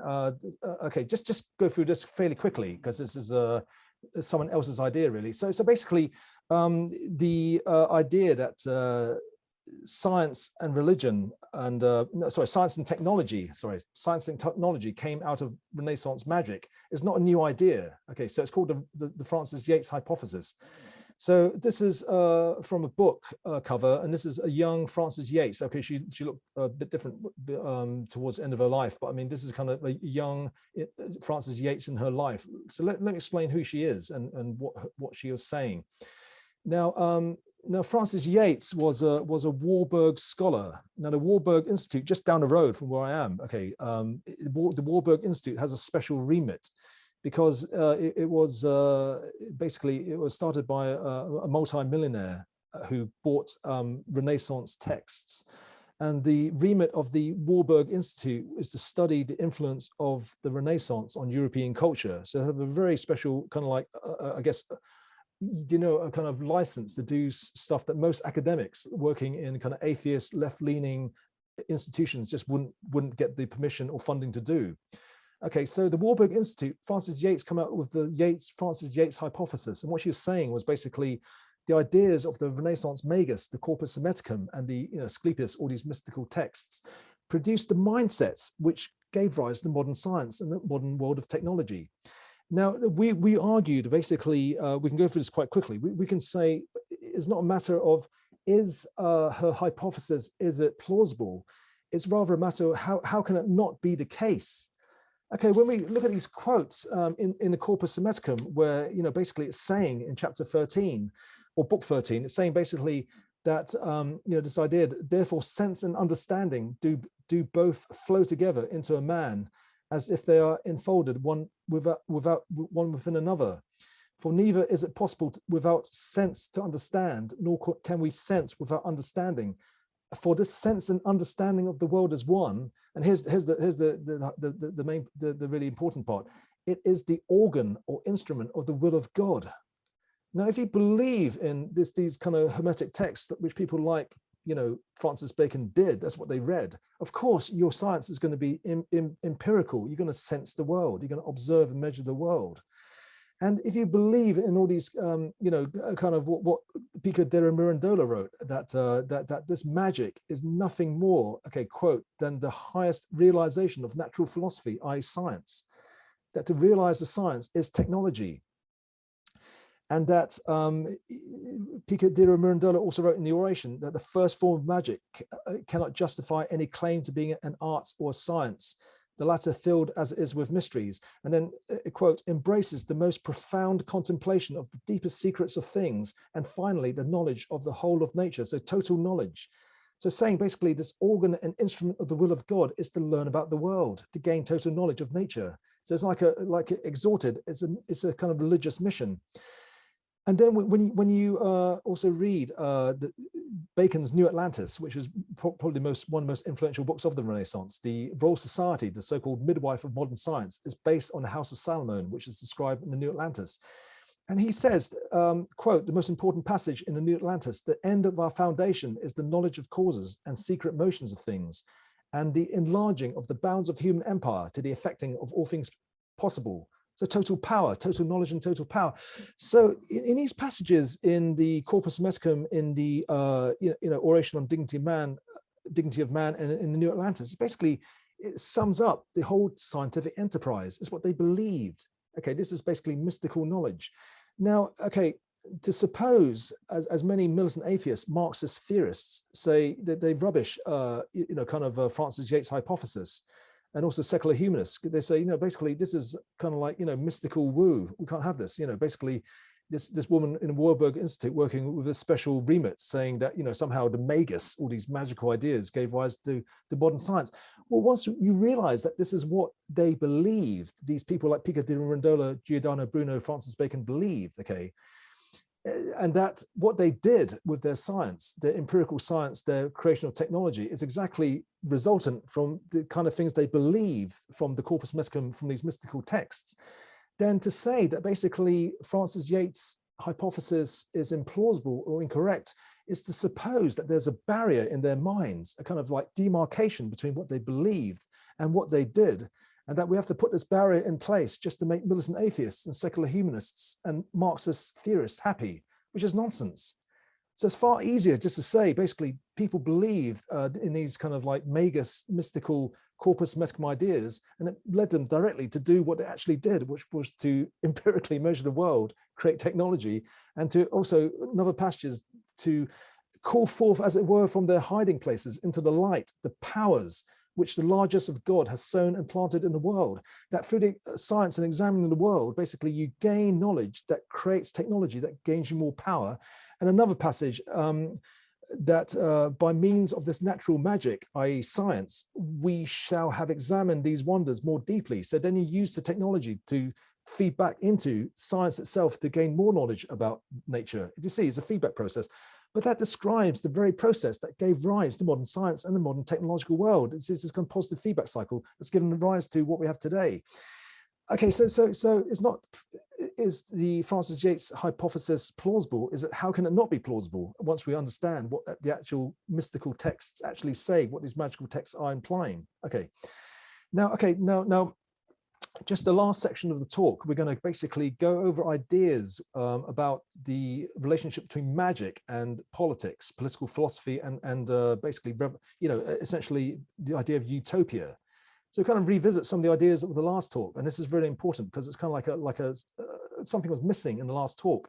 So I'll share the screen again. So the Francis Yates hypothesis this is a diagram from the last talk. It's basically something's missing basically. From the last talk we talked about the story of the Renaissance, the return of this hidden religion and how it gave rise to revolutions and this kind of secret revolution. And okay, what's missing in this idea of utopian vision? There's something missing, which is basically the magic dimension. Okay, so we're going to fill that in now because it's essential for basically why utopias were created. Okay. So you see the diagram here is really the metaphysics, cosmology, and myth of utopian vision, really the magic behind utopian vision. Okay, okay, firstly, exhibit 1, okay, oration and the pattern of the cosmic commonwealth. I'll quote this in full. Okay, so the first important thing, back to the Magi, okay, the oration on the dignity of man, back to the Zoroastrian high priests at the very beginning of the talk. There's a quote in the oration on the dignity of man, which is this, quote, the magic of Zoroaster, so Magi, magic of Zoroaster, which is the Magi, the Zoroastrian high priests, quote, is nothing else than the science of divine things, in which the kings of the Persians had their sons educated so that they might learn to rule their commonwealth on the pattern of the commonwealth of the universe. So this idea that there's a commonwealth of the universe and that the ruler has to basically make things on earth as they are in this pattern of the universe. So this is a cosmology that somehow, and this is a very, very kind of like recurring idea, because in ancient Egypt, there was this idea of Mat or Mat. Okay, Mat. Okay, the ancient concept of Mat is basically the concept of an overarching cosmic sense of justice, order, and kind of like kind of like a good organization, basically, like justice and order. So what it's saying is basically that there's something transcendent in the universe, and that you have to basically realign the universe, realign society to this pattern.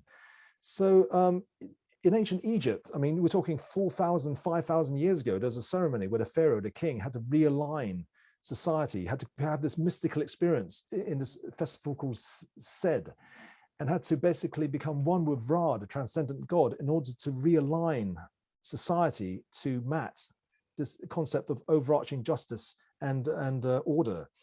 And in Plato's Republic, okay, is the same idea that the philosopher king, okay, the philosopher king has to leave the cave of illusions.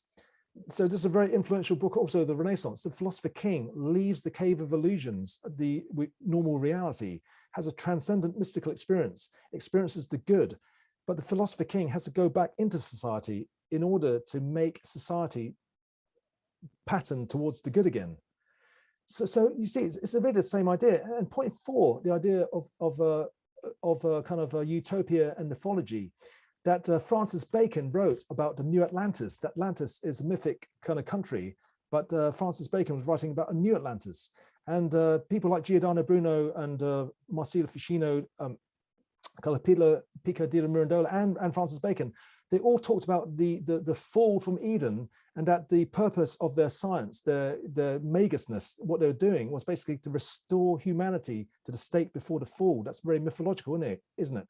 Anyway, point 5, the prophecies, is to do with the idea that basically this inevitable, the Mat, this pattern of the cosmic commonwealth, this good, will inevitably manifest on a planetary scale. So all these prophecies in the Book of Revelation, the word earth is mentioned 60 times, the word world is mentioned 8 times, the expression whole world is used 4 times. talk about global events, so the Zoroastrian prophecies, world benefactor, world renovator, Muslim prophecies, the Imam who will create a world state. You see, it is about the idea that thy kingdom will inevitably come, thy will be done on earth as in heaven. That's what prophecies are about. But when you see a synthesis of all these ideas of, the cosmic commonwealth, Mats, the philosopher king, the good, the kind of mythic archetypes of Eden, Atlantis, mixed with prophecies, then you see this fusion was actually what was needed to create utopia, the idea of utopia, which then, Thomas More's famous utopia, then had New Atlantis, which was a very famous utopia, Tommaso Campanella's City of the Sun, and they also had the famous Christianapolis. Now, interestingly, Christianapolis, New Atlantis, and City of the Sun, they were all technological utopias. Francis Bacon wrote about submarines, about airplanes, about genetic engineering, creating new species, perfecting existing species. He talked about controlling the weather. There were technological utopias. So this idea of technological utopia, Venus project, technological singularity is not a new thing. It's very, very old. It's what the Renaissance men tried to create. But anyway, so just leaping forwards now and just to come to the kind of conclusion of the talk, what it means is that basically what's needed today is exactly what this concept of magic is, and utopia, and changing society towards the transcendent good is all about. So this slide from the last talk of Adam Curtis, the documentary maker, he says that what's needed is a new story, a powerful vision of the future, of what an alternative future can be. Slavoj Zizek, a lack of a vision of what we're striving for. And Frederick Jameson, his Power, another Marxist kind of theorist, he says, quote, a vision of the future that grips the masses. And he says explicitly a failure to address this utopian problem in a serious way. So what we have in these kind of like ideas of magic, of basically these ideas of utopia, metaphysical, cosmological, mythic, prophetic ideas of utopia is exactly what's missing in order to basically fill in what these theorists are saying needs to be the case. Okay, so the last section of the talk is basically this. Okay, so this is where we kind of like make the kind of like secular humanists and the kind of atheists happy. Okay, there is a puzzle we need to solve, and this is very important if we're basically going to use these ideas and actually put them into practice. So this is a really important part of the talk. Okay, so the last part of the talk is this. We need to basically, what we're saying is that we're going to use all these ideas in order to create this new kind of like, political philosophy that can start revolutionary movements and do system change. But we've run up against three very important ideas, and you have to answer them in order to basically, kind of like please the rational mind and please kind of like people who might be kind of averse to these ideas. The problem is this, they're interlocking, these 3 points. Now, if we're proposing to use magic, and we're proposing to use these ideas of a transcendent good and ideas of a philosopher king, ideas of a pattern of the cosmic commonwealth, then the question is, who defines what is the cosmic commonwealth? Okay, who defines what is the good? Who defines what is utopia? That's a critical question, isn't it? So, I mean, then who defines what is, the kingdom of heaven? What is, the will of God? What is that? Who gets to say what it is? Is it a politician? Is it, is it a citizens' assembly? Is it great leader? Okay, this is a massive conundrum. Who gets to do it? The other problem is this. Okay, there's a very serious problem. Basically, it's to do with the separation between church and state, which I believe in. Okay, there's a good reason why John Locke wrote about this, and then Thomas Jefferson, came up with the famous phrase "separation of church and state." It has to do with the fact that basically it's to stop irrational argument in politics. It's to stop people saying, "Look, we have to do this because God told me so, and God told me to tell you so, and my faith is unshakable." And basically, you have charismatic leaders acting totally irrationally, forcing the viewpoints across. Religious fanatics getting into parliament, arguing without no flexibility whatsoever. That's the reason why it has to be a separation between church and state. And it's not just a kind of Anglo-Saxon philosophy thing. In Shia Islam, forever until 1979, before Ayatollah Khomeini, there was a strict separation between church and state because they saw the corruption of the Umayyad Caliphate. So they made it strict, but that was abrogated. Okay. we think that absolutely there needs to be a separation between church and state, but that seems like an impossible conundrum, because I'm saying that you use these essentially religious, mystical, prophetic, mythological ideas in the realm of politics. So it's like I'll set myself an impossible conundrum. How do I solve it? The third kind of critical thing we need to solve is this question of what Isaiah Berlin, the political theorist, philosopher, said. Basically, he said, basically, there's a problem of negative freedom versus positive freedom. Now, let me explain. Negative freedom is basically what we have in the West. It's basically the freedom from coercion and the freedom from constraint. Essentially, the freedom to consume. You can say what you want. You can basically, buy what you want. You can live where you want and stuff. But that's called negative freedom, and that's really important. Isaiah Berlin said, basically, positive freedom always leads to tyranny. Now, positive freedom is basically what is the freedom for something. It's not just the freedom from constraint and coercion. It's actually the freedom to do something, to create utopia, to create a new society. So this is very like a left-wing view, a very progressive view of positive freedom.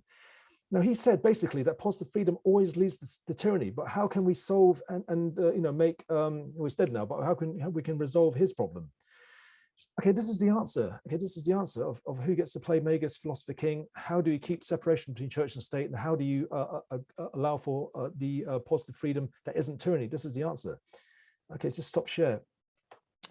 So what you need to do, is basically you need to communicate all the mystical, mythological, prophetic, magical ideas purely through science, mathematics, and philosophy, with no recourse to the Bible says so, the Corpus Hermeticum says so, the Quran says so, or this mystic says so, or whatever. Now, if you can do that, if you can explain all the core ideas in this esoteric religion, this perennial wisdom, this Priska theologia, purely through science, purely through mathematics, purely through philosophic language, with no kind of reference to religion at all, okay, then from that you can derive basically all the political philosophy, all the kind of metaphysics, the cosmology of utopia, and how utopia should be organized, and also how things like norms, values, and morals should have their grounding. So this is the problem, basically, that we've gotten rid of religion. Nietzsche famously saying that God is dead, and that Christian religion is basically a thing of the past. Now, he basically identified over 100 years ago, we've got a problem, because basically the morals of Christianity, which people like, people like Richard Dawkins like the morals of Christianity, basically once you get rid of God, they have no foundation. And Nietzsche predicted basically what's called nihilism, basically the loss of meaning, which is basically what many commentators are saying is what they call a crisis of meaning. So basically, but if you can revive all the core truths of this hidden religion in a way that basically is so totally scientific, then from that basis, you can totally revive those morals of progress, equality, human dignity, sanctity of human life, purely through mathematical, scientific, philosophic grounds. And once you do that, you have a political philosophy based on that. You can basically argue it through reason. So therefore, you can then persuade people, and that kind of counteracts the problem of positive freedom. Then you generate consent through being informed through logical debate and logical persuasion. So then it's not coerced. It's not great leader tells you have to do this. The party tells you have to do this. Because it's rational, then you can persuade people that this is the right path. Then who gets to play, who gets to play this philosopher king? Who gets to play this, kind of like person who can, or a group or a movement that can actually bring this about, the agency that can bring about this kind of utopia, this kind of new system change, this revolution. Basically, at the end of the day, it is de facto, is the people who can actually articulate this morality, put this new foundation for this new political philosophy on purely scientific, mathematical, philosophic grounds. And if the people can do that and then manifest the original aims of the Renaissance men, then it's de facto philosopher kings. You see, it's de facto, essentially Übermensch. It's essentially what Nietzsche was talking about, that Übermensch would give the new foundations for morality that have been missing since the late 19th century. And it's de facto, kind of like the people who are going to define the pattern of the cosmic commonwealth, and Matt and the good for the 21st century. Okay, so I guess that's it. I guess that's the that's the kind of like I'll end it there. So I guess in the idea of the magic, the Renaissance Magus, essentially we have a synthesis of politics and political activism. We have a synthesis of a kind of really authentic spirituality that really kind of like unifies, Tantra, Kabbalah, Corpus Hermeticum, the Egyptian mysteries, the kind of secret of the Renaissance men. We also have a fusion of science and technology. We also have this fusion of ecology, because the Hermetic texts talk about the stewardship of nature, preserving nature, adding to the beauty of nature. So you have this kind of very potent synthesis, and it's kind of like a kind of Renaissance, ancient Egyptian, ancient Greek, ancient Persian shell that really, if you can dress it up in 21st century language of science, technology, mathematics, and philosophy, it could be really the kind of like, I guess, the worldview that can really turn things around for the 21st century. Okay, that's it. Okay, I'm gonna open things up to Q&A now. Just take a little drink. Any questions? I mean, any questions? We're gonna have more kind of like relaxed, extended kind of like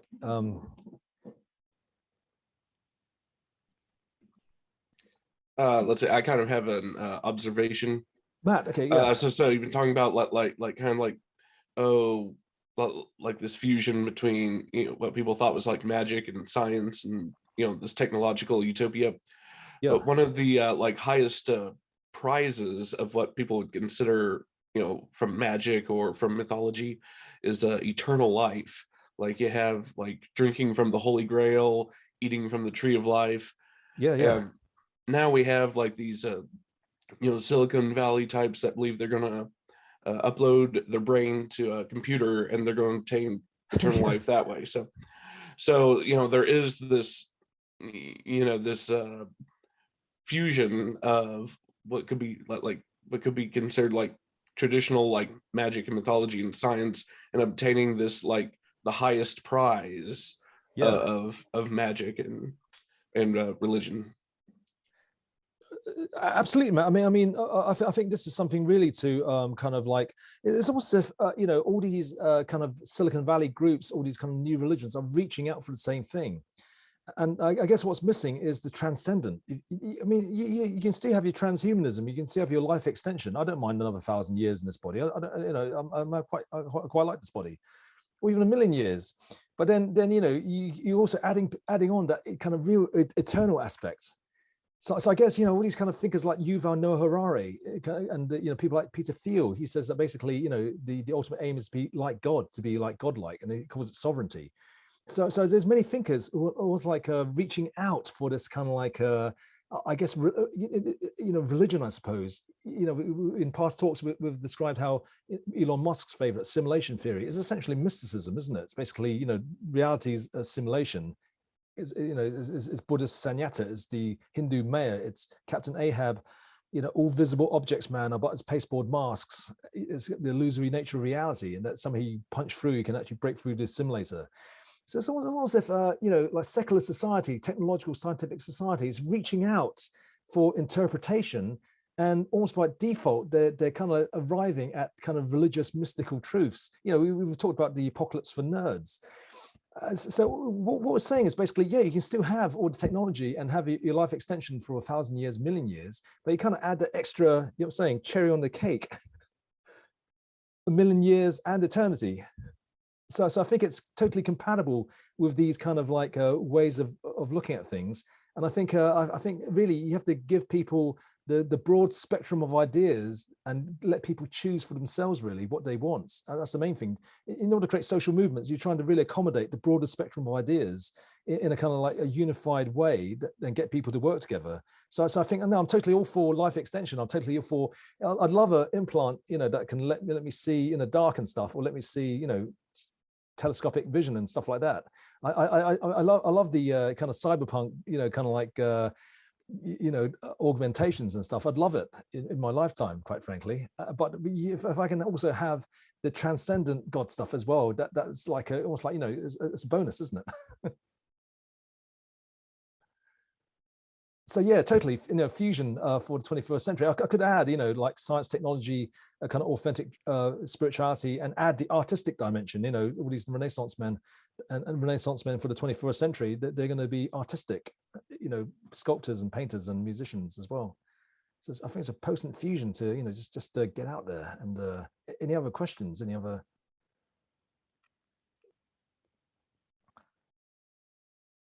I mean, back to DeepMind now. We can, that's more kind of open up to discussion, because it's like, it's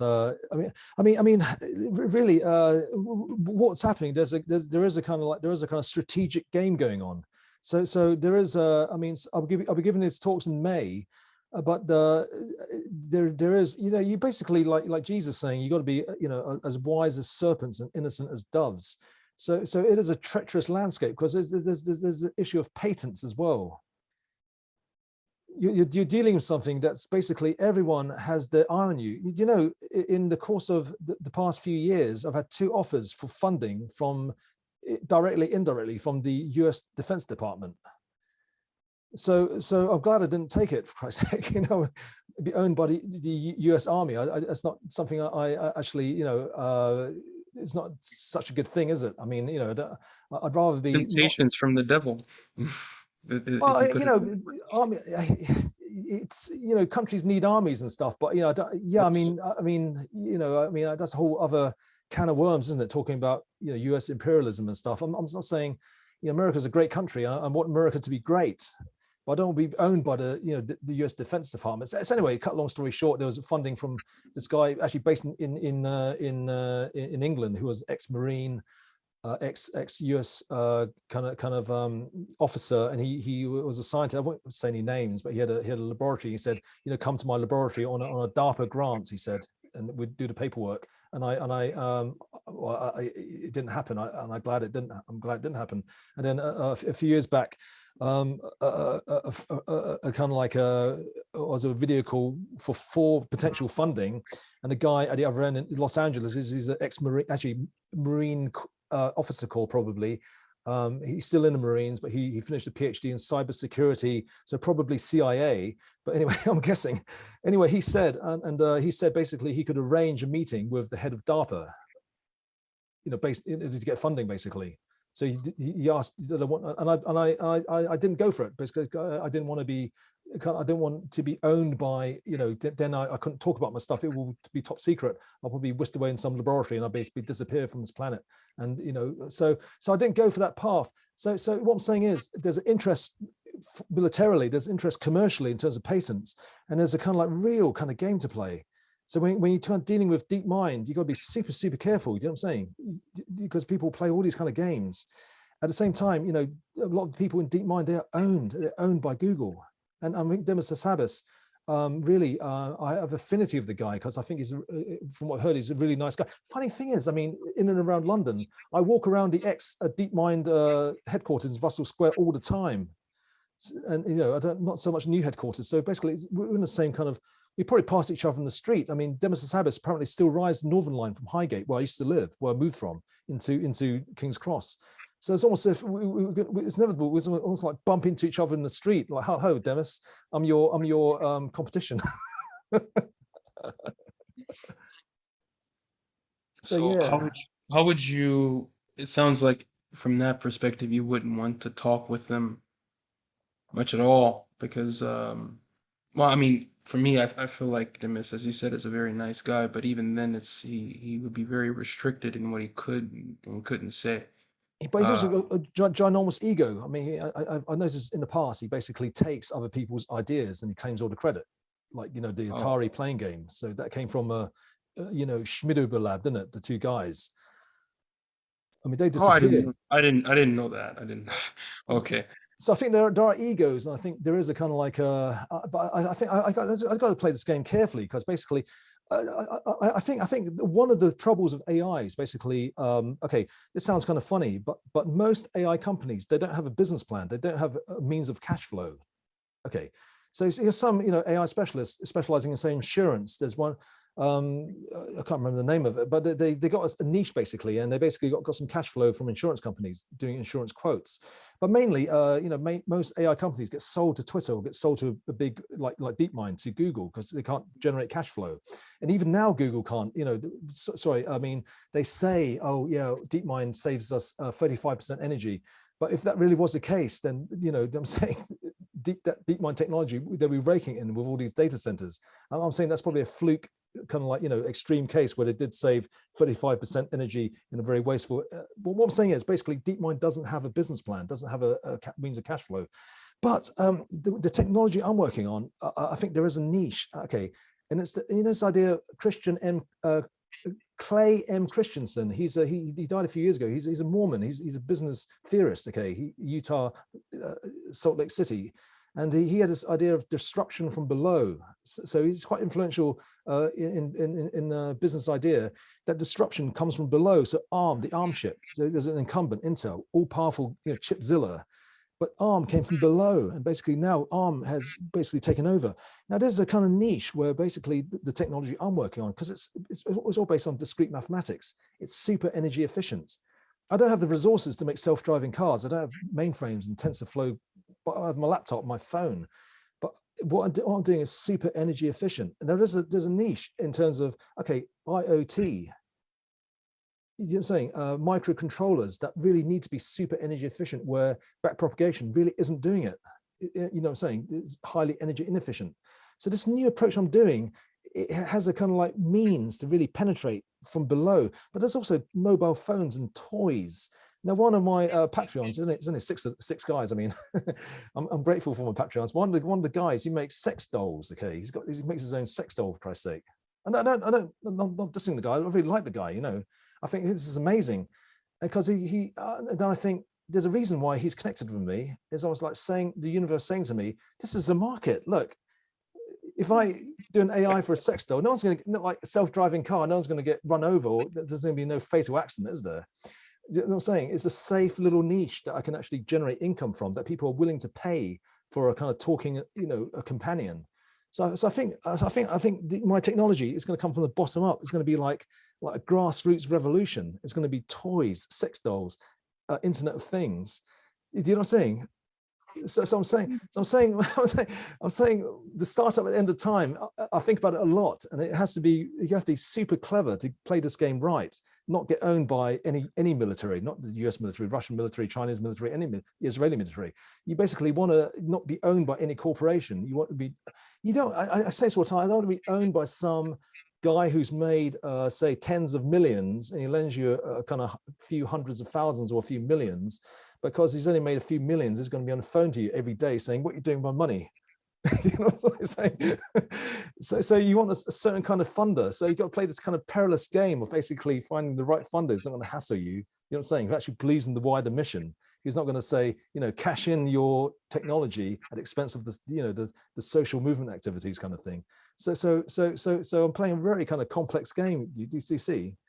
But I'm thinking, the universe is aligning with what I'm doing. Then I think, the pieces of the jigsaw puzzle will fall into place to realize what I'm doing. I think it's happening. So anyway, I mean, I hope you guys, everyone here, logs on to the kind of May talks, because that really is a totally different thing. It's going to be about the what the fractal brain theory became, this life intelligence symmetry, kind of neuron perfect symmetry with kind of gene regulatory network, perfect symmetry with neuronal network, genome perfect symmetry with brain. What does a genome compute? It computes ontogenesis, morphology. There's a perfect, symmetry between that and thought and behavior.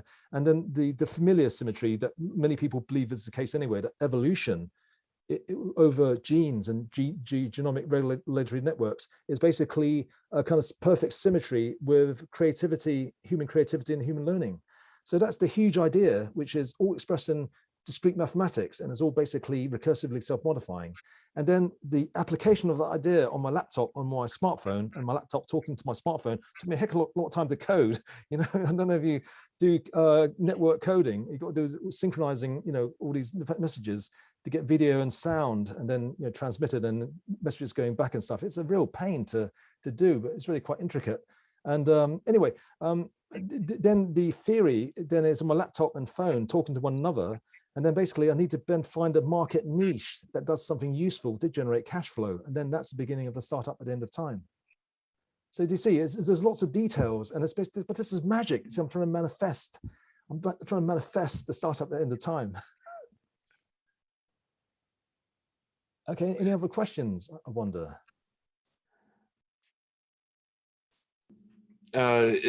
Is there any way you could give a like a brief definition of real magic? Kind of real magic is when basically you okay, this is bad, I already missed this out of the talk. Okay, real magic is when, okay, one, you are totally in line with the destiny wave function. Okay, your will is totally in line with the destiny wave function. And then what's happening is basically the destiny wave function skews the probabilities. The dice are so loaded now, it's almost, it's giving itself away. It's almost like miraculous things are happening around you. I'm not saying, you know, like the Star Wars movies, you know, like you can levitate rocks and stuff. I'm saying, you know, things will happen around you, fluky things to realize your destiny. Now here's the real magic, which I actually missed this little section out. It's actually quite critical. Real magic is basically when you have totally walked that path of, you know, path of expansion. And basically you've totally aligned yourself with the force. You're totally selfless. But the real magic is basically you're in that state of being God. You're not God on LSD or God on psychedelic drugs in, you know, or God in some ashram. You're basically God embodied, but then you're God because of what you've done, what you know, what you've built into. But then the universe is conspiring around you. Do you see? You're in the state of being God. But at the same time, the power of God that you are is working around you to basically realize your divine destiny. And that's real magic. And then from the outsider looking in, okay, so sure, there's this funny guy, funny woman maybe, who is in this God state. And then these really funny things are happening. Like, it wasn't like, you know, destiny wave function, the dice are loaded. Yeah. From the outsider looking in, that person's life will seem miraculous. It's almost as if that person's life will seem, look, the hand of providence is basically affecting the probabilities. This guy is throwing a dice, he's getting 6, you know, 10, 20, 50 times in a row. There's something funny going on here. And I think there's instances of this happening in history. And I think when this happens, and I think in this critical juncture, what's happening with the planet, the ecological environmental catastrophe, the creation of AI, I think if someone can actually, you know, enter into this God state, then I think that is something like almost like a conclusion of like something massive, you know what I'm saying? And if that person can achieve something historic in a way that totally defies all the odds, where people see that person is throwing the dice, he's getting like 600 times in a row, then basically that will be seen as miraculous. And people will say, my God, that was magical. And that person will be mythologized. That person's tale will be told generation after generation, hundreds of years, thousands of years, they'll be talking about that person. And that's real mythology, that's real magic. Does that make sense? Yes, it does. Yes, it does. Thanks. And these are like founders of religion. These are the founders of civilizations. And these are basically, their tales are so miraculous that they are, you know, I'll give you an example. Like Muhammad's life was miraculous. There's a reason why people believe that he was a prophet, because how did, you know, these old men, these young boys defeat the Meccan elites, these kind of like, you know, really tough guys, tough warriors, were elite warriors, but they won.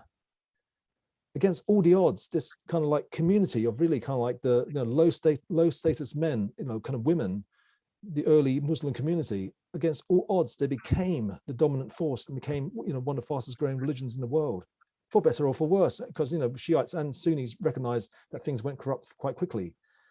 So that's one example, but I'm saying there's many, many examples of this. And when you know, people see these stories, then people say, my God, that the hand of God, magic was at work here. Okay, any other questions? I mean, Sonia, can you hear me? I'm just reading your message, a lack of relational intelligence. Are you still there? I am. Okay, do you want to speak? Sorry, I'm sorry. We're basically two guys dominating the conversation. That's what I'm trying to point out. Do you want to ask a question? I mean, go for it. I mean, go for it. Do you want to ask a question? Can I get a word in? You sure can. Sorry, sorry. I was going to try and maneuver the conversation to anyone else got any questions, but I just but it got so After like fascinating 45 minutes. I mean, yeah. So go for it. Go for it. The floor is yours, Sonia. Thanks. I really like your ideas a lot, and I also have a hard time. I have a really hard time with your AI focus. I don't understand it at all.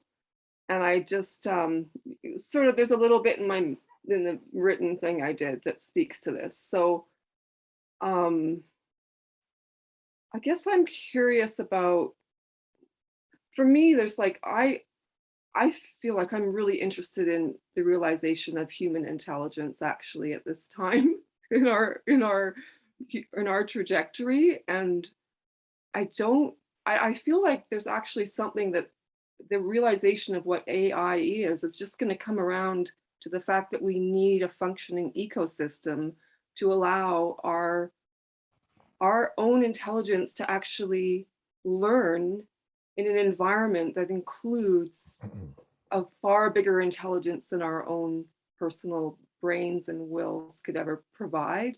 There's something about the context of this, what you're calling this recursive ability to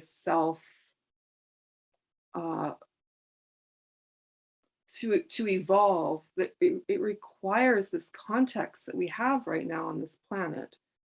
Anyway, I'm very interested in human intelligence, and I don't understand or feel that the technology, the technological focus is an endpoint that's anything other than a complete disaster here.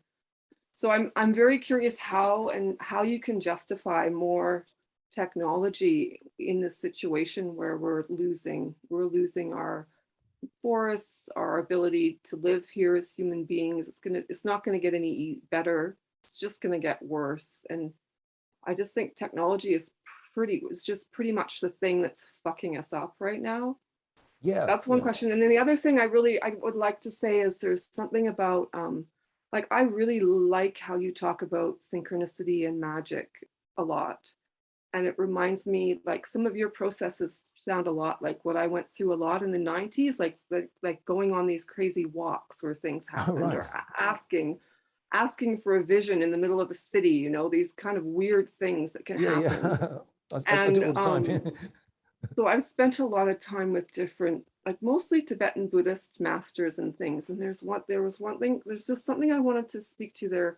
I spent some time with a really young Tibetan, his name is Adzam Palo Rinpoche, and he's one of these people who can actually like put his finger into rocks and make these miraculous imprints, and he's like changes the weather, and he's a very powerful being. And I got to spend some time with him, and something that's really stuck with me that I feel like speaks to what our situation is here is that he said that his ability to do these miracles and to be in this state where the non-separation of consciousness and matter can actually manifest itself, it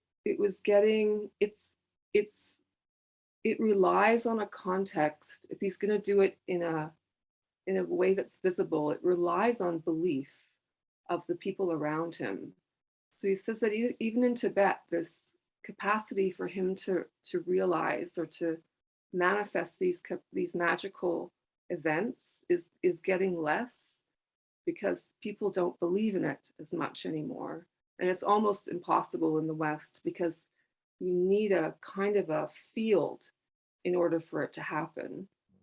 And so for me, that's really interesting in terms of like feeling like we actually need a magical event socially or collectively to start changing the direction of our culture, and you know what a really life-giving revolution needs to happen. And it needs to be a magical thing. I don't know how else it's going to happen.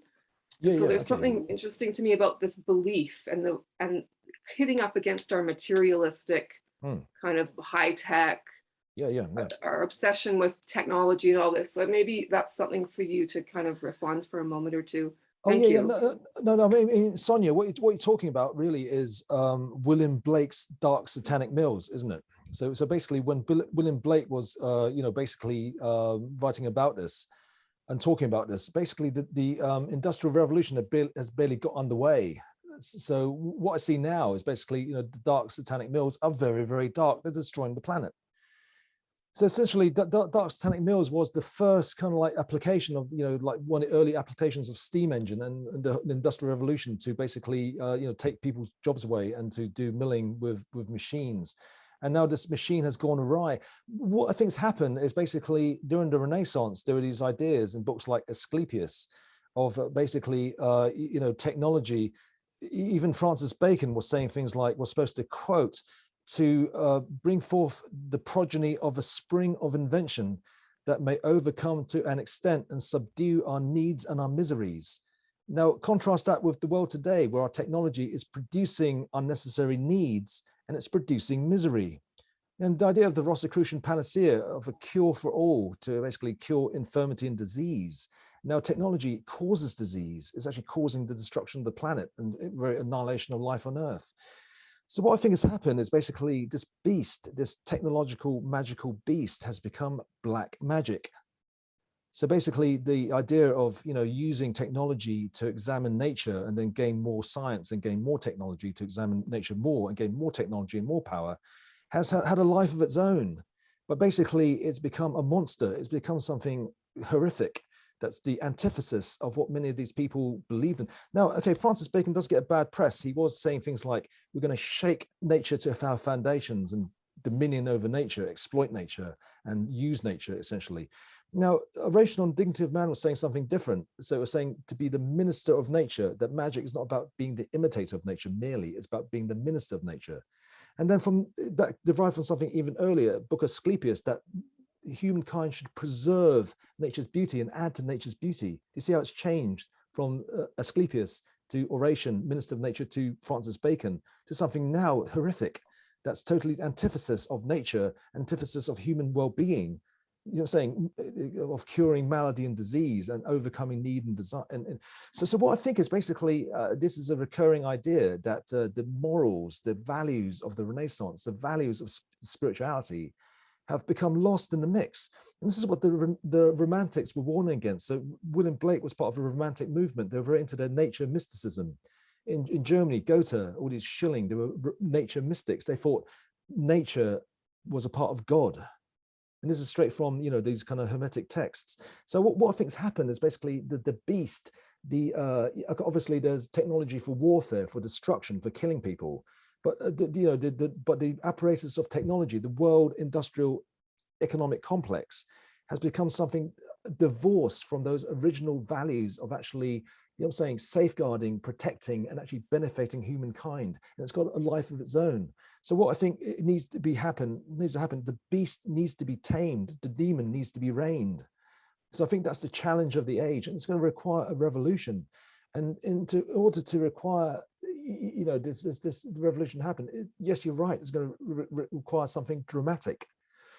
Now, in terms of artificial intelligence, I think basically it is the ultimate technology.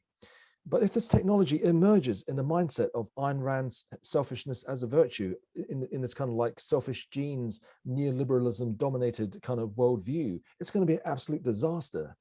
It's going to be the beast. It's going to be the demon on steroids. It's going to be Terminator, tech noir scenario on a far worse scale than any Hollywood movie can depict. That's what I believe. Okay, it's going to be anything. That, so how is your version not going to be that? Like, how are you figuring that out? Really, you need a political, spiritual revival. You need basically a total reestablishment of the values of spirit and the Renaissance, and this Prisca theologia. The key really, basically, you need to communicate these ideas in a way that's not just based on, oh, Jesus said so, or Muhammad said so, or this mystical text says so. It must be in terms of a purely rational terms in order to influence those left brain people.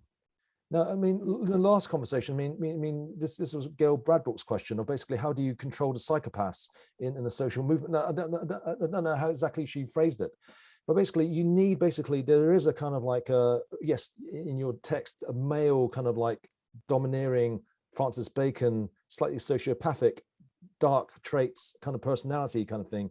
But this left brain is quite amenable to reason and also to constraint and also to legal arguments.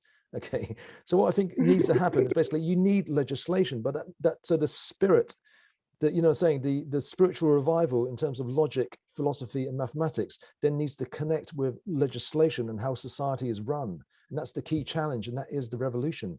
I think the miracle that might happen, for me personally, I see creating artificial intelligence, creating the startup at the end of time as a platform for doing the spiritual, political, religious stuff. That's always been my aim. I don't make a secret of that.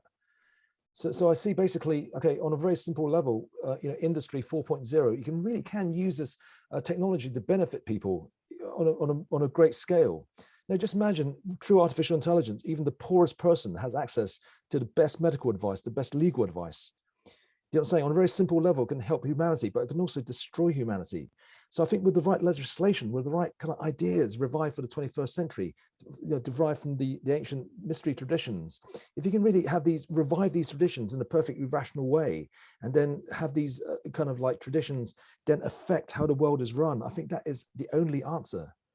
So it is a merger between technology. I think there has to be a technological part, but is a technology in the original intention to actually cure disease, to actually, you know, subdue needs and miseries versus what's happening right now. So it's kind of a taming of the beast. But this technological side to the revolution has to go hand in hand with the eco side. And then technology can then be used to heal the planet.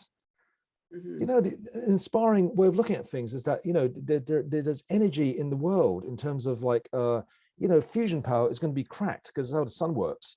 Now, the fuel for fusion in the Earth's oceans, okay, a few dozens of cubic kilometers of ocean water contains as much energy in the form of deuterium, the fuel for fusion power, as all the coal, gas, and oil that's ever existed on this planet. Yeah, I was just actually going to ask you, why you're not really interested in the energy part of the equation rather than the AI, because for me, the energy part could actually free people up from this corporate nightmare that we're in. But Sonia, do you see, once we crack AI, it solves these energy problems. It is the key to cracking the problem of fusion. So I think really, you know, energy in terms of like this kind of like, you know, the film Dune, there is a kind of water locked up underneath the planet, and then at the end of the recent movie, it's just the first part. At the end, the waters unlocks, which is you know, then the Dune planet Arrakis is greened, which is great. Okay, the sandworms die. That's not so good. Okay, so we have this kind of like a renaissance of a green Arrakis with no sandworms though, so there's no more spice. What we can do with this kind of energy, basically, that we can crack it using AI, and it's inevitable. We're talking about, you know, the technology off the scale, happening very fast. We can use this energy to green Australia. We can basically make the Sahara Desert, the Gobi Desert, lush again. Then there'll be no more wars. This is kind of really is unlimited energy. We have the energy then to explore the stars, explore the galaxy. So I see the energy thing, the ecological thing, the AI thing, the kind of spirit thing, the body thing as really one problem. But if you can actually, you know, revive the ancient mysteries, the Prisca Theologia, the perennial wisdom, the esoteric religion, in perfectly rational terms, they can actually then push these ideas in the way that actually transforms society fundamentally. Did you see? So then the beast becomes tamed. It's almost as the energy which is just the power, this demon which is destroying the earth, becomes reigned and becomes something that is actually beneficial to humanity and to nature once again. So I think that is really the thing to work for. And this utopian vision is not, you know, kind of like, it's not neoliberalism and Ayn Rand superheroes running amok with AI and even more energy and more weapons and more, you know. It is basically basically the original intention. It is basically maths. It is the cosmic order. It is basically the good manifest on the planet, and that's the really key to define what it is and actually do it. So I see really the key is really to revive the old, because, you know, the revolution is very scary for people because they're taking people into an unknown. But if you can say to people, look, this is the original truth of ancient Egypt, of the Renaissance, of the great stuff in ancient Greece, you know what I'm saying, of pagan mystery religion, I think that's a kind of like a kind of beneficial starting point. And then basically there's a familiarity that people can grab onto. And also you can then incorporate indigenous wisdom with that same, you know, the idea that the mystery religions is identical to, you know, these kind of indigenous wisdoms as well. So I guess that is the kind of like plan, but obviously the execution and articulation of the plan, that's the trick. That's where the devil is in the details. Okay, so that's something we're going to be working on, and hopefully we get it right. Thank you. As a mini speech there, wasn't it? Mini talk within the talk. Any other questions, or else we're gonna wrap it up? That's a marathon session. Any other questions? Any other questions, and I'll answer to my best of my ability.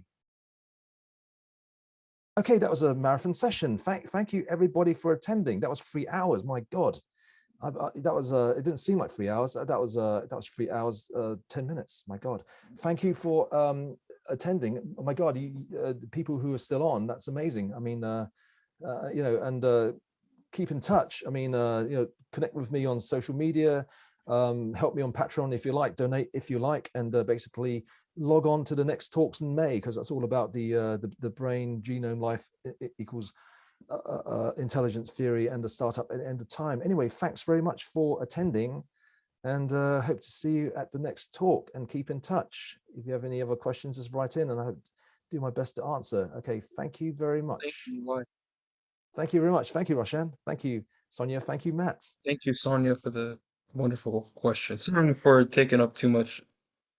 And it's good to, and thank you you three, because it's good to see faces. I'm so happy that I saw your faces through the talk, Matt and Roshan especially, and you, Sonia, because sometimes it's very hard to talk to a bunch of letters on Zoom. So thank you for, you know, opening your video cameras. let me talk to you and see your faces. Anyway, have a great evening, and hope and see you again. Okay, I'm gonna eat something. Okay, keep in touch. Okay, good night. Okay, see you again. Okay, good. I'm gonna stop record now. I'm gonna stop recording, and thank you very much. Stop recording now.